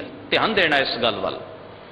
अज दे हालात जो सिख दे हर सिख दे सामने हर और दुनिया दे सन्मुख हैं, मैं उस बारे इतनी को बेनती करना चाहांगा कि जो नियम जो कानून बनाए जाते हैं, कितनी हैरानी की गल है, वो मनण वास्ते नहीं तोड़न वास्ते बनाए जाते हैं कि उन्होंने असी छेती तोड़ के ते अपनी ताकत का मुजाहरा कर सकीए भी असी वेखो किन्ने वड्डे लोग हाँ, असी कानून की कोई परवाह नहीं करते। पर हैरानी की गल है, इस देश विच 1947 तो लैके जदों तो सिख कौम ने अपनी सांझ जिहड़ी है इस धरती दे नाल जोड़ी ते अंग्रेज़ां तो इस देश की आज़ादी के वास्ते बेशुमार कुर्बानियां कीतियां। हैरानी की गल है, ਜਿਹੜੇ उस वेले दे आगू सन 1947 तो बाद उन्होंने भी इस हिंदुस्तान विच अपने हक लैण वास्ते जेलां कट्टणियां पईयां। मास्टर तारा सिंह की उदाहरण तुहाडे सामने है कि जिस देश वास्ते सिखां ने सब तो वध कुर्बानियां ते 1947 दे विच सब तो वधेरे नुकसान सिखां ने उठाया। दरअसल ये वंड बंगाल ते पंजाब की हुई सी ते उस वेले 1947 तो बाद इतिहास की सच्चाई है कि उस ही मास्टर तारा सिंह जी नूं इत्थे दिल्ली विच धरने भी देने पे, जेलों दे विच भी जाना पिया, उन्हां दीयां गिरफ्तारियां भी हुंदियां रहीआं। कादे वास्ते भी सानूं साडे हक दे दिओ। हैरानी नहीं हुंदी इस गल दे उत्ते भी साडी पॉलिसी की है, असी सिख कौम नूं अज तक किस ढंग दे नाल हैंडल करन दी कोशिश कर रहे हां। ਔਰ ਹੈਰਾਨੀ ਦੀ ਗੱਲ, ਜਿਸ ਵੇਲੇ ਸਿੱਖ ਭਾਰਤ ਦੇ ਵਿੱਚ ਆਏ ਸਨ, ਆਉਂਦਿਆਂ ਉਹਨਾਂ ਨੂੰ ਇੱਕ ਤੋਹਫਾ ਦਿੱਤਾ ਗਿਆ ਸੀ ਕਿ ਜਰਾਇਮ ਪੇਸ਼ਾ ਕ੍ਰਿਮੀਨਲ ਕੌਮ ਹਨ। ਕਿੰਨੀ ਹੈਰਾਨੀ ਦੀ ਗੱਲ ਹੈ। ਕਦੇ ਇਸੇ ਹੀ ਦੇਸ਼ ਦੇ ਆਗੂ ਸਟੇਜਾਂ ਦੇ ਉੱਤੇ ਦਾਅਵੇ ਕਰਦੇ ਸਨ ਵੀ ਸਿੱਖ ਬੜੀ ਬਹਾਦਰ ਕੌਮ ਹੈ। ਜਦੋਂ ਸਾਡੀ ਬਹਾਦਰੀ ਦੀ ਜ਼ਰੂਰਤ ਸੀ ਉਦੋਂ ਅਸੀਂ ਬਹਾਦਰ ਸਾਂ, ਤੇ ਜਦੋਂ ਸਾਨੂੰ ਸਾਡੇ ਹੱਕ ਚਾਹੀਦੇ ਸਨ ਤੇ ਉਸ ਵੇਲੇ ਸਾਡੇ ਬਜ਼ੁਰਗ ਜਾਂ ਜੇਲ੍ਹਾਂ 'ਚ ਤੁੰਨ ਦਿੱਤੇ ਗਏ, ਤੇ ਜਾਂ ਫਿਰ ਸਿੱਖ ਸਾਨੂੰ ਕ੍ਰਿਮੀਨਲ ਨਜ਼ਰ ਆਉਣ ਲੱਗ ਪਏ ਵੀ ਇਹ ਜਰਾਇਮ ਪੇਸ਼ਾ ਨੇ। ਇਹ ਕਿਹੜੇ ਕਾਨੂੰਨ ਦਾ ਕਿਹੜਾ ਮਾਪਦੰਡ ਹੈ ਤੇ ਇਹ ਇਨਸਾਫ ਦਾ ਕਿਹੜਾ ਤਰਾਜੂ ਹੈ ਜਿਹਦੇ ਵਿੱਚ ਇਹੋ ਜਿਹੇ ਇਨਸਾਫ ਕੀਤੇ ਜਾਂਦੇ ਹਨ? ਹੈਰਾਨੀ ਦੀ ਗੱਲ। ਭਾਰਤ ਦੇ ਵਿੱਚ ਜਿੰਨੇ ਵੀ ਸੂਬੇ ਬਣੇ ਬੋਲੀ ਦੇ ਆਧਾਰ ਤੇ ਬਣੇ। ਤੁਸੀਂ ਇਤਿਹਾਸ ਦੇ ਪੰਨੇ ਫੋਲ ਕੇ ਵੇਖਿਓ, ਜਿਸ ਵੇਲੇ ਪੰਜਾਬੀ ਸੂਬੇ ਦੀ ਮੰਗ ਉੱਠੀ ਸੀ, ਸਭ ਤੋਂ ਵਧੇਰੇ ਜ਼ਬਤੀਆਂ ਜ਼ਮੀਨਾਂ ਤੇ ਜਾਇਦਾਦਾਂ ਦੀਆਂ, ਮਾਲੀ ਨੁਕਸਾਨ, ਸਭ ਤੋਂ ਵੱਧ ਜੇਲ੍ਹਾਂ ਦੇ ਵਿੱਚ ਗ੍ਰਿਫਤਾਰੀਆਂ ਦੇਣ ਵਾਲੇ ਪੰਜਾਬ ਦੇ ਲੋਕ ਸਨ। ਜਿਹੋ ਜਿਹਾ ਮਾਪਦੰਡ ਬਾਕੀ ਸਟੇਟਾਂ ਤੇ ਅਪਣਾਇਆ ਗਿਆ, ਕੀ ਉਹ ਪੰਜਾਬ ਤੇ ਅਪਣਾਇਆ ਗਿਆ? ਬਿਲਕੁਲ ਨਹੀਂ ਅਪਣਾਇਆ ਗਿਆ, ਕਿਉਂਕਿ ਇੱਥੇ ਰਾਜਨੀਤੀ ਦਾ ਦਾਇਰਾ ਕੋਈ ਨਹੀਂ। ਇਹਦੇ ਵਿੱਚ ਹੜ੍ਹ ਆਉਂਦੇ ਹੀ ਰਹਿੰਦੇ ਨੇ, ਔਰ ਜਦੋਂ ਵੀ ਕੋਈ ਹੜ੍ਹ ਆਉਂਦਾ ਹੈ ਕਿਸੇ ਨਾ ਕਿਸੇ ਘੱਟ ਗਿਣਤੀ ਨੂੰ ਰੋੜ ਕੇ ਹੀ ਲੈ ਜਾਂਦਾ ਹੈ। ਔਰ ਇੱਕ ਬੜਾ ਲੰਬਾ ਸਮਾਂ, 1.5-2 ਦਹਾਕੇ ਸਿੱਖਾਂ ਦੇ ਖੂਨ ਦੀ ਹੋਲੀ ਖੇਡੀ ਗਈ। 6 ਮਹੀਨੇ ਦਾ ਬੱਚਾ ਤੁਸੀਂ ਆਪ ਅੰਦਾਜ਼ਾ ਲਾਓ, ਜਿਹੜਾ ਆਪ ਖਾ ਨਹੀਂ ਸਕਦਾ, ਪੀ ਨਹੀਂ ਸਕਦਾ, ਜਿਸ ਵੇਲੇ ਅਕਾਲ ਤਖਤ ਸਾਹਿਬ ਦੇ ਉੱਤੇ ਫੌਜੀ ਹਮਲਾ ਹੁੰਦਾ ਉਹਨਾਂ ਨੂੰ ਵੀ ਨਹੀਂ ਬਖਸ਼ਿਆ ਜਾਂਦਾ। ਦੁਨੀਆ ਦਾ ਕਿਹੜਾ ਅਸੂਲ ਤੇ ਕਾਨੂੰਨ ਹੈ ਜਿਹੜਾ ਇਹ ਕਹਿੰਦਾ ਹੈ ਕਿ 6 ਮਹੀਨੇ ਦਾ ਬੱਚਾ ਵੀ ਕਾਨੂੰਨ ਦਾ ਬਾਗੀ ਹੈ? ਕਮਾਲ ਦੀ ਗੱਲ ਹੈ। ਜਿਹੜਾ ਆਪਣੀ ਸਰੀਰ ਦੀ ਕਿਰਿਆ ਨਹੀਂ ਸੰਭਾਲ ਸਕਦਾ ਉਹ ਵੀ ਬਾਗੀ ਹੈ, ਉਹਨਾਂ ਨੂੰ ਵੀ ਫੌਜੀਆਂ ਨੇ ਬਖਸ਼ਿਆ ਨਹੀਂ। ਕਿਸੇ ਨੇ ਉਸ ਫੌਜ ਦੇ ਉੱਤੇ ਇਹ ਸਿਕੰਜਾ ਕੱਸਿਆ ਹੋਵੇ ਵੀ ਆਹ ਜਿਹੜੀਆਂ ਬੇਗੁਨਾਹ ਮੌਤਾਂ ਹੋਈਆਂ ਨੇ ਇਹਨਾਂ ਦਾ ਕੀ ਰੀਜ਼ਨ ਹੈ, ਕੀ ਕਾਰਨ ਹੈ? ਬਿਲਕੁਲ ਅਸੀਂ ਇਸ ਗੱਲ ਤੇ ਚੁੱਪ ਹਾਂ, ਕਿਉਂਕਿ ਅਸੀਂ ਮੰਨਦੇ ਹੀ ਨਹੀਂ ਕਿ ਸਿੱਖ ਵੀ ਮਾਵਾਂ ਨੂੰ ਜੰਮਦੇ ਨੇ। ਅਸੀਂ ਮੰਨਦੇ ਹਾਂ ਵੀ ਬਹੁ ਗਿਣਤੀ ਮਾਵਾਂ ਦੀ ਕੁੱਖ ਤੋਂ ਜਨਮ ਲੈਂਦੀ ਹੈ, ਸਿੱਖ ਤਾਂ ਮਾਂ ਦੀ ਕੁੱਖ ਤੋਂ ਜਨਮ ਹੀ ਨਹੀਂ ਲੈਂਦਾ, ਇਸ ਕਰਕੇ ਉਹਨੂੰ ਕੀ ਦੁੱਖ ਹੋ ਸਕਦਾ ਹੈ? ਔਰ ਗੁਰੂ ਪਿਆਰ ਵਾਲਿਓ, ਜਿਸ ਦਿਨ ਅਸੀਂ ਇਨਸਾਫ ਦੇ ਮਾਰਗ ਦੇ ਉੱਤੇ ਚੱਲਾਂਗੇ, ਕਬਰਾਂ ਦੇ ਵਿੱਚ ਪਈਆਂ ਹੋਈਆਂ ਲਾਸ਼ਾਂ ਜ਼ਰੂਰ ਬੋਲਣਗੀਆਂ। ਉਸ ਵੇਲੇ ਭਾਈ ਜਸਵੰਤ ਸਿੰਘ ਖਾਲੜਾ ਜਿਸ ਵੇਲੇ ਕੇਵਲ 3 ਥਾਵਾਂ ਤੋਂ, ਪੱਟੀ, ਤਰਨਤਾਰਨ, ਮਜੀਠੇ ਦੇ ਇਸ ਨਿੱਕੇ ਜਿਹੇ, ਮੇਰਾ ਖਿਆਲ ਉਹ ਪੰਜਾਬ ਦਾ 10ਵਾਂ ਹਿੱਸਾ ਵੀ ਨਹੀਂ ਬਣਦੀ ਜਗ੍ਹਾ, ਜਿੱਥੋਂ 25,000 ਲਾਵਾਰਸ ਲਾਸ਼ਾਂ ਦਾ ਕੇਸ ਉਠਾਉਣ ਵਾਲਾ ਭਾਈ ਜਸਵੰਤ ਸਿੰਘ ਖਾਲੜਾ ਕੂਕ ਉੱਠਿਆ ਸੀ। ਔਰ ਮਨੁੱਖੀ ਅਧਿਕਾਰਾਂ ਦੀ ਗੱਲ ਜਦੋਂ ਉਸ ਸੂਰਮੇ ਨੇ ਕੀਤੀ ਤਾਂ ਕਮਾਲ ਦੀ ਗੱਲ ਹੈ, ਉਸ ਆਦਮੀ ਨੂੰ ਵੀ 25,001 ਲਾਸ਼ਾਂ 'ਚ ਸ਼ਾਮਲ ਕਰ ਦਿੱਤਾ ਗਿਆ। ਕਿਸੇ ਨੇ ਅਜ ਤੱਕ ਜ਼ੁਬਾਨ ਖੋਲੀ? ਜੇ ਅਸੀਂ ਇਨਸਾਫ ਦੀ ਗੱਲ ਕਰਦੇ, ਕਾਨੂੰਨ ਦੀ ਗੱਲ ਕਰਦੇ, ਜੇ ਸਾਡੇ ਅੰਦਰ ਇਹ ਭਾਵਨਾ ਹੋਵੇ ਕਿ ਸਾਡੀ ਪ੍ਰਜਾ ਸੁਖੀ ਵਸਣੀ ਚਾਹੀਦੀ ਹੈ, ਇਹਦੇ 'ਚ ਆਪਸੀ ਭਾਈਚਾਰਕ ਸਾਂਝ ਹੋਣੀ ਚਾਹੀਦੀ ਹੈ, ਤਾਂ ਅਸੀਂ ਗਲਤ ਥਾਂ ਦੇ ਉੱਤੇ ਕੋਈ ਫੈਸਲਾ ਕਿਉਂ ਨਹੀਂ ਲੈਂਦੇ? ਖਾਸ ਤੌਰ ਤੇ ਸਾਡੇ ਫੈਸਲੇ ਉਦੋਂ ਹੀ ਕਿਉਂ ਹੁੰਦੇ ਨੇ ਜਦੋਂ ਕਿਸੇ ਸਿੱਖ ਨੂੰ ਅਸੀਂ ਫਾਹੇ ਟੰਗਣਾ ਹੋਵੇ? ਉਸ ਵੇਲੇ ਸਾਡੇ ਕਾਨੂੰਨ ਕਿੱਥੇ ਹੁੰਦੇ ਨੇ? ਜਿਸ ਵੇਲੇ ਭਾਰਤੀ ਸਟੇਟ ਨਾਲ ਜੁੜੇ ਹੋਏ ਲੋਕ ਹੀ ਜਿਨ੍ਹਾਂ ਨੇ ਕਾਨੂੰਨ ਦੀ ਗੱਲ ਕਰਨੀ, ਉਹ ਕਾਨੂੰਨ ਦੀ ਆਪ ਉਲੰਘਣਾ ਕਰਕੇ ਮਜ਼ਲੂਮਾਂ ਨੂੰ ਫਾਹੇ ਟੰਗਦੇ ਨੇ, ਬੇਗੁਨਾਹਾਂ ਦਾ ਕਤਲ ਕਰਦੇ ਨੇ। ਔਰ ਭਾਈ ਜਸਵੰਤ ਸਿੰਘ ਵਰਗੇ ਇੱਕ ਵਕੀਲ, ਸਿਆਣੇ ਵਕੀਲ ਨੂੰ ਵੀ ਜਿਸ ਵੇਲੇ ਲਾਪਤਾ ਕਰ ਦਿੱਤਾ ਜਾਂਦਾ ਹੈ, ਕਿਸੇ ਦੇ ਕੰਨ ਤੇ ਜੂੰ ਨਹੀਂ ਸਰਕਦੀ ਵੀ ਇਹ ਕਾਨੂੰਨ ਦੀ ਉਲੰਘਣਾ ਹੋ ਰਹੀ ਹੈ। ਐਸੇ ਅਣਗਿਣਤ ਕੇਸ ਹਨ। ਭਾਈ ਗੁਰਦੇਵ ਸਿੰਘ ਕੌਂਕੇ ਦਾ ਕੇਸ ਹੈ, ਭਾਈ ਜਸਵੰਤ ਸਿੰਘ ਖਾਲੜਾ ਦੀ ਗੱਲ ਹੈ। ਕਹਿਣ ਤੋਂ ਮੁਰਾਦ ਇਹ ਹੈ ਕਿ ਅਗਰ ਲੇਖਾ ਹੀ ਕਰਨਾ ਹੈ ਤਾਂ ਕਰੋ ਤਾਂ ਸਹੀ। ਕਦੋਂ ਕਰੋਗੇ? ਜਦੋਂ ਕਿਆਮਤ ਆ ਜਾਏਗੀ ਉਸ ਵੇਲੇ? ਨਹੀਂ। ਕਿਸੇ ਮਰਿਆਦਾ ਦੀ ਤਾਂ ਪਾਲਣਾ ਕਰੀਏ। ਕਿਤੇ ਤਾਂ ਕੋਈ ਮਰਿਆਦਾ, ਪਸ਼ੂਆਂ ਦੀ ਵੀ ਮਰਿਆਦਾ ਹੈ, ਉਹ ਵੀ ਆਪਣੇ ਹਿਸਾਬ ਨਾਲ ਚੁਗਦੇ ਨੇ, ਆਪਣੇ ਆਲਣਿਆਂ 'ਚ ਜਾਂਦੇ ਨੇ, ਆਪਣੀ ਜ਼ਾਤ। ਇੱਕ ਪੰਛੀ ਮਰ ਜਾਏ ਨਾ, ਉਸ ਦੀ ਜ਼ਾਤ ਦੇ ਕਿੰਨੇ ਹੀ ਪੰਛੀ ਆ ਕੇ ਰੌਲਾ ਪਾਉਂਦੇ ਨੇ, ਕਿਉਂਕਿ ਉਹਨਾਂ ਨੂੰ ਲੱਗਦਾ ਹੈ ਇਹ ਸਾਡੀ ਜ਼ਾਤ ਉੱਤੇ ਹਮਲਾ ਹੋਇਆ ਹੈ, ਇਹ ਸਾਡੀ ਕਮਿਊਨਿਟੀ ਉੱਤੇ ਹਮਲਾ ਹੋਇਆ। ਕਮਾਲ ਦੀ ਗੱਲ ਹੈ, ਪਸ਼ੂ ਵੀ ਏਕਾ ਕਰ ਜਾਂਦੇ ਨੇ, ਇੱਥੇ ਮਨੁੱਖ ਨੂੰ ਮਨੁੱਖ ਦੇ ਜੀਵਨ ਦੀ ਕੋਈ ਚਿੰਤਾ, ਕੋਈ ਫਿਕਰ ਹੀ ਨਹੀਂ। ਕਾਨੂੰਨ ਨੂੰ ਅਸੀਂ ਆਪਣੇ ਵਾਸਤੇ ਤੂਤ ਦੀ ਛਟੀ ਬਣਾ ਲਿਆ ਵੀ ਮੋੜ ਲਓ, ਤੇ ਮਾੜੇ ਵਾਸਤੇ ਅਸੀਂ ਲੋਹੇ ਦੀ ਲੱਠ ਬਣਾ ਲਿਆ ਵੀ ਇਹ ਮੋੜ ਨਹੀਂ ਸਕਦਾ। ਹੈਰਾਨੀ ਦੀ ਗੱਲ ਹੈ ਨਾ, ਕਿ ਤਕੜੇ ਵਾਸਤੇ, ਤਾਕਤਵਰ ਵਾਸਤੇ ਕਾਨੂੰਨ ਮੋੜ ਸਕਦਾ ਹੈ ਤੇ ਮਾੜੇ ਵਾਸਤੇ ਕਾਨੂੰਨ ਮੋੜ ਨਹੀਂ ਸਕਦਾ। ਗੁਰੂ ਕੇ ਪਿਆਰ ਵਾਲਿਓ, ਜਿਸ ਵੇਲੇ ਹਜ਼ੂਰ ਗੁਰੂ ਗੋਬਿੰਦ ਸਿੰਘ ਸਾਹਿਬ ਮਹਾਰਾਜ ਦੇ ਵਰਸਾਏ ਹੋਏ ਬਾਬਾ ਬੰਦਾ ਸਿੰਘ ਬਹਾਦਰ ਨੇ ਰਾਜ ਕਾਇਮ ਕੀਤਾ ਸੀ ਨਾ, ਦੁਨੀਆ ਦੀ ਤਾਰੀਖ ਇਸ ਗੱਲ ਤੇ ਮਾਣ ਕਰਦੀ ਹੈ। ਸਹੀ ਅਰਥਾਂ ਵਿੱਚ ਗਣਤੰਤਰ ਤੇ ਲੋਕਤੰਤਰ ਦੁਨੀਆ ਦੇ ਇਸ ਮੰਚ ਦੇ ਉੱਤੇ ਬਾਬਾ ਬੰਦਾ ਸਿੰਘ ਬਹਾਦਰ ਨੇ ਪੈਦਾ ਕਰਕੇ ਵਿਖਾਇਆ ਸੀ। ਸ਼ੇਰੇ ਪੰਜਾਬ ਨੇ ਸ਼ਾਹ ਮੁਹੰਮਦ ਆ ਜਾਣ 50 ਬਰਸਾਂ ਅੱਛਾ ਰੱਜ ਕੇ ਰਾਜ ਕਮਾਏ ਗਿਆ। 50 ਸਾਲਾਂ ਦੇ ਵਿੱਚ ਕਿਸੇ ਇੱਕ ਵੀ ਮਨੁੱਖ ਨੂੰ ਸਜ਼ਾਏ ਮੌਤ ਨਹੀਂ ਸੀ ਦਿੱਤੀ ਗਈ। ਕੀ ਇਹ ਉਦਾਹਰਨਾਂ ਨਹੀਂ ਹਨ ਸਾਡੇ ਸਾਹਮਣੇ? तो ऐसा बहुत कुछ है। पर असी कदों सिखांगे गुरु ग्रंथ साहब जी की पावन बाणी तो? असी अपने बजुर्गों के जीवन नूं कदों पढ़ांगे? असी तो खुद सिख खवाउण वाले भी इन्हां गल्लां तो बहुत अवेसले आ कि साडे बजुर्गों ने सानूं विरासत की दित्ती, असी उहदी पालना कदों करांगे? ये ठीक है असी अपने बजुर्गों नूं वडियाईए, बजुर्गों के नाम ते नारे मारीए, असी ये दावे करिए कि असी उन्हां दे राह ते चल रहे हां, पर कदों चलण दा यतन असी कदों करांगे? इस धरती ते उही विरासतां हमेशा जिउंदियां ने जिन्हां दे जिस विरसे दे मालक अपनी विरासत नूं ध्यान विच रख के अपने कदम पुटदे हन। ध्यान देण दी जरूरत है इन्हां गल्लां वल। ऐसे बहुत कारज हन जो संसार दे लोकां नूं, और वेखो किन्नी हैरानी दी गल है, मैं तां हैरान हुंदा जिन्ना सिख कौम ने अज तक सैकूलर ढांचे नूं अपनाई रखिआ। सिख तां धर्म ही सैकूलर है, हर एक नूं गल नाल लाउंदा है, कोई ऊच नीच जात का भेदभाव नहीं, किसी ना जात लिंग बराबरी अमीरी गरीबी करके भेदभाव गुरमत सिद्धांत प्रवान नहीं करते। फिर भी आप सैकूलर होने की बजाय ना सिख नूं सैकूलर होने का पाठ पढ़ाउण वाले बड़े आउंदे ने इत्थे। हैरानी की गल है ना कि सिख नूं तां गुरु ने पहले ही सर्ब सांझीवालता का राह दिता होया है। धन गुरु ग्रंथ साहब महाराज की मुबारक बाणी नूं कदे ध्यान नाल पढ़ के वेखीए। और गुरु के प्यार वालिओ, जिस वेले कहा जाता है भी 84 के दुखांत नूं भुल जाओ भुल जाओ भुल जाओ, ये सिखां नूं तां गल समझाई जाती है जिन्हां दी कौम का घात ते नस्ल का घात करन दा पूरा पूरा ताण लाया गया। पर हैरानी की गल है ये गल्लां कहण वाले आप भुलण लई कोई तैयार नहीं। अजे भी बेगुनाह जेलां दे विच बंद हन, फांसियां दे तख्तियां ते खड़े हन, अजे भी सिख नौजवानों ते केस बनते हैं। फिर आप कदों भुलोगे? सिखां नूं ही कही जाओगे, नाले कुटी जाओगे, कतल करी जाओगे, नाले कही जाओगे भुल जाओ। हैरानी की गल, ये इंसाफ नहीं है। ये दरिया च आया हड़ है, किसी भी घट गिणती लई खतरा है। समाज दे लई, देश की एकता ते अखंडता लई ये गल्लां जायज़ नहीं हैं ऐसा पक्षपात करना।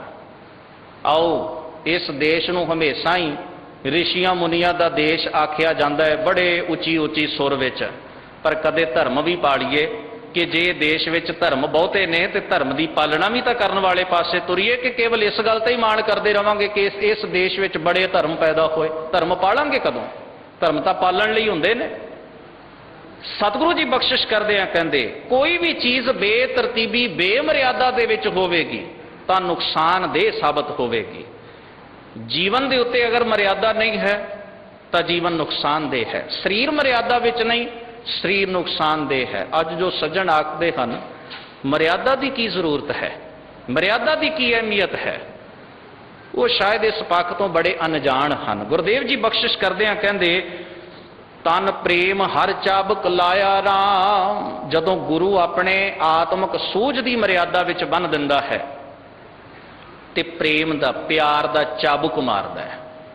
घोड़ी नूं चलाउण वास्ते, तोरन वास्ते, तेज दौड़ाउण वास्ते सवार उहदे ते बड़ा प्यारा जिहा हौली जी चाबुक मारदा है भी वो अपनी रफ्तार तेज कर लवे। पातशाह कहंदे फिर गुरु दे दसे निशाने ते मार्ग ते चलदियां होयां प्रेम दा चाबुक वजदा है। जबरदस्ती नहीं करनी पैंदी, जबरदस्ती नाल ना ही गुरु दा पैंडा तय हो सकदा है। गुरु दा मार्ग किवें तय हो सकदा है? प्रेम नाल, प्यार नाल, गुरु के प्रति समर्पित भावना दे नाल। और गुरु नूं तोर आत्मा तो प्यार करके ही गुरु के मार्ग के उत्ते तुरिया जा सकता है। तो प्यार का मार्ग है, इत्थे ना गिणतियां ना मिणतियां ना दावे, इन्हां गल्लां दा कोई ना दावा ना गिणती ना मिणती ना लोक विखावा। ये मार्ग के उत्ते चलण की पहली शर्त है लोकन की चतुराई उपमा ते बै संतर जार। कोई भला कहो भावें बुरा कहो हम तन दियो है ढार। ये शर्त है ना भी लोकां दी लोक लाज का मतलब कोई नहीं। मैं तो गुरु के प्यार च जी रहा, यही मेरा जीवन है। पातशाह जी बख्शिश करदे कहंदे तन प्रेम हर हर लाए चाबक मन जिणै गुरमुख जीतिया। तन दे उत्ते जीवन दे उत्ते प्रेम की चाबक ला के इस नूं तोरना है, प्रेम के राह ते तोरना है गुरु के प्यार विच। ते आखदे फिर ਗੁਰੂ ਦੇ ਸ਼ਬਦ ਨਾਲ ਇਸ ਮਨ ਨੂੰ ਜਿੱਤਿਆ ਜਾਣਾ ਹੈ, ਮਨ ਦੇ ਉੱਤੇ ਕਾਬੂ ਪਾਇਆ ਜਾਣਾ ਹੈ। ਜਦੋਂ ਗੁਰੂ ਦੀ ਮਰਿਆਦਾ, ਗੁਰੂ ਦੇ ਕਹਿਣੇ ਵਿੱਚ ਅਸੀਂ ਆਪਣਾ ਜੀਵਨ ਜਿਉਂਦੇ ਹਾਂ, ਪਾਤਸ਼ਾਹ ਜੀ ਕਹਿੰਦੇ ਫਿਰ ਗੁਰੂ ਦੇ ਨਾਲ ਪਿਆਰ ਜਾਗਦਾ ਹੈ। ਸਾਧ ਸੰਗਤ ਬਿਨਾ ਭਾਉ ਨਹੀਂ ਉਪਜੈ। ਤੇ ਅਗਲੀ ਗੱਲ ਹੈ, ਭਾਵ ਬਿਨ ਭਗਤ ਨਹੀਂ ਹੋਏ ਤੇਰੀ। ਤੇਰੀ ਸੰਗਤ ਤੋਂ ਬਿਨਾ ਤੇਰਾ ਪਿਆਰ ਨਹੀਂ, ਤੇ ਤੇਰੇ ਪਿਆਰ ਤੋਂ ਬਿਨਾ ਤੇਰੀ ਭਗਤੀ ਹੋ ਹੀ ਨਹੀਂ ਸਕਦੀ। ਨਾ ਧੱਕੇ ਨਾਲ ਭਗਤੀ ਹੁੰਦੀ ਹੈ, ਨਾ ਹੱਠ ਨਾਲ ਹੁੰਦੀ ਹੈ, ਨਾ ਜ਼ੋਰ ਨਾਲ, ਨਾ ਲੋਕ ਵਿਖਾਵੇ ਨਾਲ, ਨਾ ਲੋਕਾਚਾਰੀ ਹੁੰਦੀ ਹੈ। ਤੇਰੀ ਭਗਤੀ ਤਾਂ ਤੇਰੇ ਪਿਆਰ ਕਰਕੇ ਹੀ ਸਿਰੇ ਚੜ੍ਹ ਸਕਦੀ ਹੈ, ਵੀ ਤੇਰੇ ਪਿਆਰ ਵਿੱਚ ਤੁਰਿਆ ਜਾਵਾਂ, ਬਸ ਕੋਈ ਅੜਚਣ ਨਾ ਹੋਵੇ। ਇਸ ਕਰਕੇ ਸਾਧ ਸੰਗਤ ਬਿਨਾ ਭਾਉ ਨਹੀਂ ਉਪਜੈ, ਭਾਵ ਬਿਨ ਭਗਤ ਨਹੀਂ ਹੋਏ ਤੇਰੀ। ਪਾਤਸ਼ਾਹ ਜੀ ਕਹਿੰਦੇ ਹਨ, ਅਕੜੋ ਕਢਾਵੈ ਸ਼ਬਦ ਪਾਵੈ, ਆਪਿਓ ਹਰ ਰਸ ਪੀਤਿਆ। ਤੇ ਵੱਡੀ ਗੱਲ ਹੈ, ਗੁਰੂ ਦੇ ਸ਼ਬਦ ਨਾਲ ਜੁੜ ਕੇ ਅਨ ਘੜਤ ਮਨ, ਬੇਢੰਗਾ ਮਨ ਘੜਿਆ ਜਾਂਦਾ ਹੈ। ਮਨ ਨੂੰ ਘੜਿਆ ਗਿਆ ਗੁਰੂ ਦੇ ਸ਼ਬਦ ਨਾਲ। ਜਿਹੋ ਜੀ ਸ਼ਕਲ ਇਸ ਮਨ ਨੂੰ ਦੇਣੀ ਚਾਹੁੰਦਾ ਹੈ, ਗੁਰੂ ਆਪਣੇ ਸ਼ਬਦ ਨਾਲ ਦੇ ਲੈਂਦਾ ਹੈ। ਤੇ ਫਿਰ ਜਦੋਂ ਗੁਰੂ ਇਸ ਮਨ ਨੂੰ ਘੜਦਾ ਹੈ ਆਪਣੇ ਸ਼ਬਦ ਦੇ ਨਾਲ, ਫਿਰ ਇਹ ਅੰਮ੍ਰਿਤ ਪੀਣ ਦਾ ਆਦੀ ਹੁੰਦਾ ਹੈ। ਫਿਰ ਜ਼ਹਿਰ ਦਾ ਤਿਆਗ ਕਰਦਾ ਹੈ, ਮਨਮਤ ਛੱਡਦਾ ਹੈ, ਕਰਮਕਾਂਡ ਛੱਡਦਾ ਹੈ, ਬੁਰੀਆਂ ਆਦਤਾਂ ਛੱਡਦਾ ਹੈ, ਵਿਕਾਰਾਂ ਦੇ ਚਸਕੇ ਛੱਡਦਾ ਹੈ, ਗਲਤ ਰਸਮਾਂ ਰੀਤਾਂ ਦਾ ਤਿਆਗ ਕਰਦਾ ਹੈ। ਇਹ ਸਾਰਾ ਜ਼ਹਿਰ ਹੈ, ਇਹਨੂੰ ਤਿਆਗ ਦਿੱਤਾ, ਗੁਰੂ ਦੇ ਅੰਮ੍ਰਿਤ ਨੂੰ ਪੀਣ ਦਾ ਸੁਭਾਅ ਬਣਾ ਲਿਆ। ਪਾਤਸ਼ਾਹ ਜੀ ਕਹਿੰਦੇ ਹਨ, ਸੁਣ ਸ਼ਰਵਣ ਬਾਣੀ ਗੁਰ ਵਖਾਣੀ, ਹਰ ਰੰਗ ਤੁਰੀ ਚੜਾਇਆ। ਸ਼ਰਵਣ ਨਾਲ, ਕੰਨਾਂ ਨਾਲ ਗੁਰੂ ਦੀ ਬਾਣੀ ਸੁਣ ਕੇ, ਗੁਰੂ ਦੇ ਉਪਦੇਸ਼ ਨੂੰ ਸੁਣਨਾ। ਤੇ ਸੁਣਨ ਦੇ ਅਰਥ ਪ੍ਰੋਫੈਸਰ ਸਾਹਿਬ ਸਿੰਘ ਜੀ ਨੇ ਬੜੇ ਪਿਆਰੇ ਕੀਤੇ ਹਨ। ਸੁਣੈ ਸਿੱਧ ਪੀਰ ਸੁਰਨਾਥ ਵਾਲੀਆਂ ਜੋ 4 ਪੌੜੀਆਂ ਹਨ ਜਪਜੀ ਸਾਹਿਬ ਦੀ ਪਾਵਨ ਬਾਣੀ ਵਿੱਚ, ਉਹਨਾਂ ਦੇ ਸੁਣਨ ਦੇ ਅਰਥ ਬੜੇ ਸੁੰਦਰ ਤੇ ਬੜੇ ਪਿਆਰੇ ਕੀਤੇ। ਵੀ ਜਿਹੜੀ ਗੱਲ ਕੰਨਾਂ ਰਾਹੀਂ ਸਾਡੀ ਸੁਰਤ ਵਿੱਚ ਟਿਕ ਜਾਏ, ਸਮਝੋ ਸੁਣੀ ਗਈ। ਜਿਹੜੀ ਗੱਲ ਕੰਨਾਂ ਵਿੱਚ ਪਈ ਤੇ ਸੁਰਤ ਵਿੱਚ ਉਤਰ ਗਈ, ਸਮਝੋ ਸੁਣੀ ਗਈ। ਕਿਉਂਕਿ ਸੁਣਨ ਦਾ ਸੰਬੰਧ ਸੁਰਤ ਦੇ ਨਾਲ ਹੈ। ਕੰਨ ਤਾਂ ਸਾਧਨ ਨੇ ਕਿ ਬਾਹਰ ਦੀ ਆਵਾਜ਼ ਨੂੰ ਕੈਚ ਕਰ ਲੈਣ, ਬਾਹਰ ਦੀ ਆਵਾਜ਼ ਨੂੰ ਆਪਣੇ ਤੱਕ ਲੈ ਆਉਣ ਤੇ ਸੁਰਤ ਤੱਕ ਲੈ ਜਾਣ। ਤੇ ਸ਼ਰਵਣ ਦਾ ਅਰਥ ਹੀ ਹੈ ਜੋ ਸੁਰਤ ਦੇ ਨਾਲ ਜੁੜੀ ਹੋਈ ਹੈ ਗੱਲ, ਸੁਣੀ ਗਈ, ਸੁਰਤ ਤੱਕ ਪਹੁੰਚ ਗਈ। ਪਾਤਸ਼ਾਹ ਕਹਿੰਦੇ, ਜਦੋਂ ਗੁਰੂ ਕੀ ਬਾਣੀ ਨੂੰ ਸੁਣ ਲਿਆ, ਭਾਵ ਸੁਰਤ ਵਿੱਚ ਉਤਾਰ ਲਿਆ, ਉਸ ਵੇਲੇ ਗੁਰ ਵਖਾਣੀ, ਜੋ ਗੁਰੂ ਨੇ ਆਖਿਆ ਹੈ, ਗੁਰੂ ਨੇ ਵਿਖਿਆਨ ਕੀਤਾ, ਜੋ ਗੁਰੂ ਨੇ ਫਰਮਾਇਆ ਹੈ, ਇਸ ਤਰ੍ਹਾਂ ਕਰਕੇ ਕੀ ਹੋਵੇਗਾ, ਹਰ ਰੰਗ ਤੁਰੀ ਚੜਾਇਆ। ਇਹ ਸਰੀਰ ਰੂਪੀ ਸਾਧਨ ਨੂੰ ਗੁਰੂ ਦੇ ਗਿਆਨ ਦਾ ਰੰਗ ਚੜ ਜਾਏਗਾ। ਇਹ ਰੰਗ ਐਸਾ ਹੈ, ਨਾ ਉਬਲਦੀਆਂ ਦੇਗਾਂ ਵਿੱਚ ਉਤਰਦਾ। ਇਹ ਰੰਗ ਐਸਾ ਹੈ ਜਿਹੜਾ ਨਾ ਕਦੇ ਫਿੱਕਾ ਹੁੰਦਾ ਹੈ, ਨਾ ਹੀ ਕਦੇ ਖਤਮ ਹੁੰਦਾ। ਇਹ ਰੰਗ ਹਮੇਸ਼ਾ ਹੀ ਚਲੂਲਾ ਰੰਗ ਹੈ। ਇਸ ਰੰਗ ਵਿੱਚ ਰਤਿਆ ਹੋਇਆ ਦੁਨੀਆ ਦੇ ਰੰਗਾਂ ਨੂੰ ਫਿਰ ਫਿੱਕਾ ਜਾਣਦਾ ਹੈ। ਪਾਤਸ਼ਾਹ ਜੀ ਕਹਿੰਦੇ, ਹਰ ਮਹਾਮਾਰਗ ਪੰਥ ਵਿਖੜਾ, ਜਨ ਨਾਨਕ ਪਾਰ ਲੰਘਾਇਆ। ਮਹਾਮਾਰਗ, ਸੁਚੱਜਾ, ਉੱਤਮ, ਮਹਾਨ ਰਸਤਾ। ਗੁਰਦੇਵ ਜੀ ਕਹਿੰਦੇ, ਜਦੋਂ ਗੁਰੂ ਦਾ ਮਹਾਨ ਰਸਤਾ ਮਿਲ ਜਾਏ, ਫਿਰ ਦੁਨੀਆ ਦੇ ਵਿਖੜੇ ਮਾਰਗ ਤੋਂ ਗੁਰੂ ਆਪ ਪਾਰ ਲੰਘਾ ਲੈਂਦਾ ਹੈ। ਇਹ ਜੋ ਮਾਰਗ ਅਸੀਂ ਆਪਣੀ ਮਤ ਬੁੱਧ ਨਾਲ ਚੁਣਦੇ ਹਾਂ, ਅਲਪ ਬੁੱਧ ਨਾਲ ਚੁਣਦੇ, ਵਿਖੜਾ ਹੈ, ਔਖਾ ਹੈ। ਤੇ ਇੱਕ ਸੁਚੱਜਾ ਮਾਰਗ ਹੈ ਗੁਰੂ ਦਾ, ਜਿਸ ਬਾਰੇ ਗੁਰੂ ਰਾਮਦਾਸ ਜੀ ਨੇ ਫਰਮਾਇਆ, ਗੁਰਸਿੱਖ ਮੀਤ ਚਲੋ ਗੁਰ ਚਾਲੀ। ਨਾਲ ਸਾਡੇ ਤੇ ਕਟਾਕਸ਼ ਵੀ ਹੋਇਆ ਬਾਣੀ ਦੇ ਅੰਦਰ, ਚਲਤ ਕਤ ਟੇਢੇ ਟੇਢੇ ਟੇਢੇ, ਅਸਤ ਚਰਮ ਬਿਸ਼ਟਾ ਕੇ ਮੁੰਦੇ ਦੁਰਗੰਧ ਹੀ ਕੇ ਬੇਡੇ। ਗੰਦਗੀ ਦੇ ਪੁਤਲਿਆ, ਚੰਮ ਦੇ ਪੁਤਲਿਆ, ਐਵੇਂ ਕਾਹਤੋਂ ਟੇਢੀਆਂ ਚਾਲਾਂ ਚੱਲਦਾ? ਕਿਉਂ ਕੁਚਾਲਾਂ ਵਾਲੇ ਮਾਰਗ ਅਪਣਾਏ ਹੋਏ ਹਨ।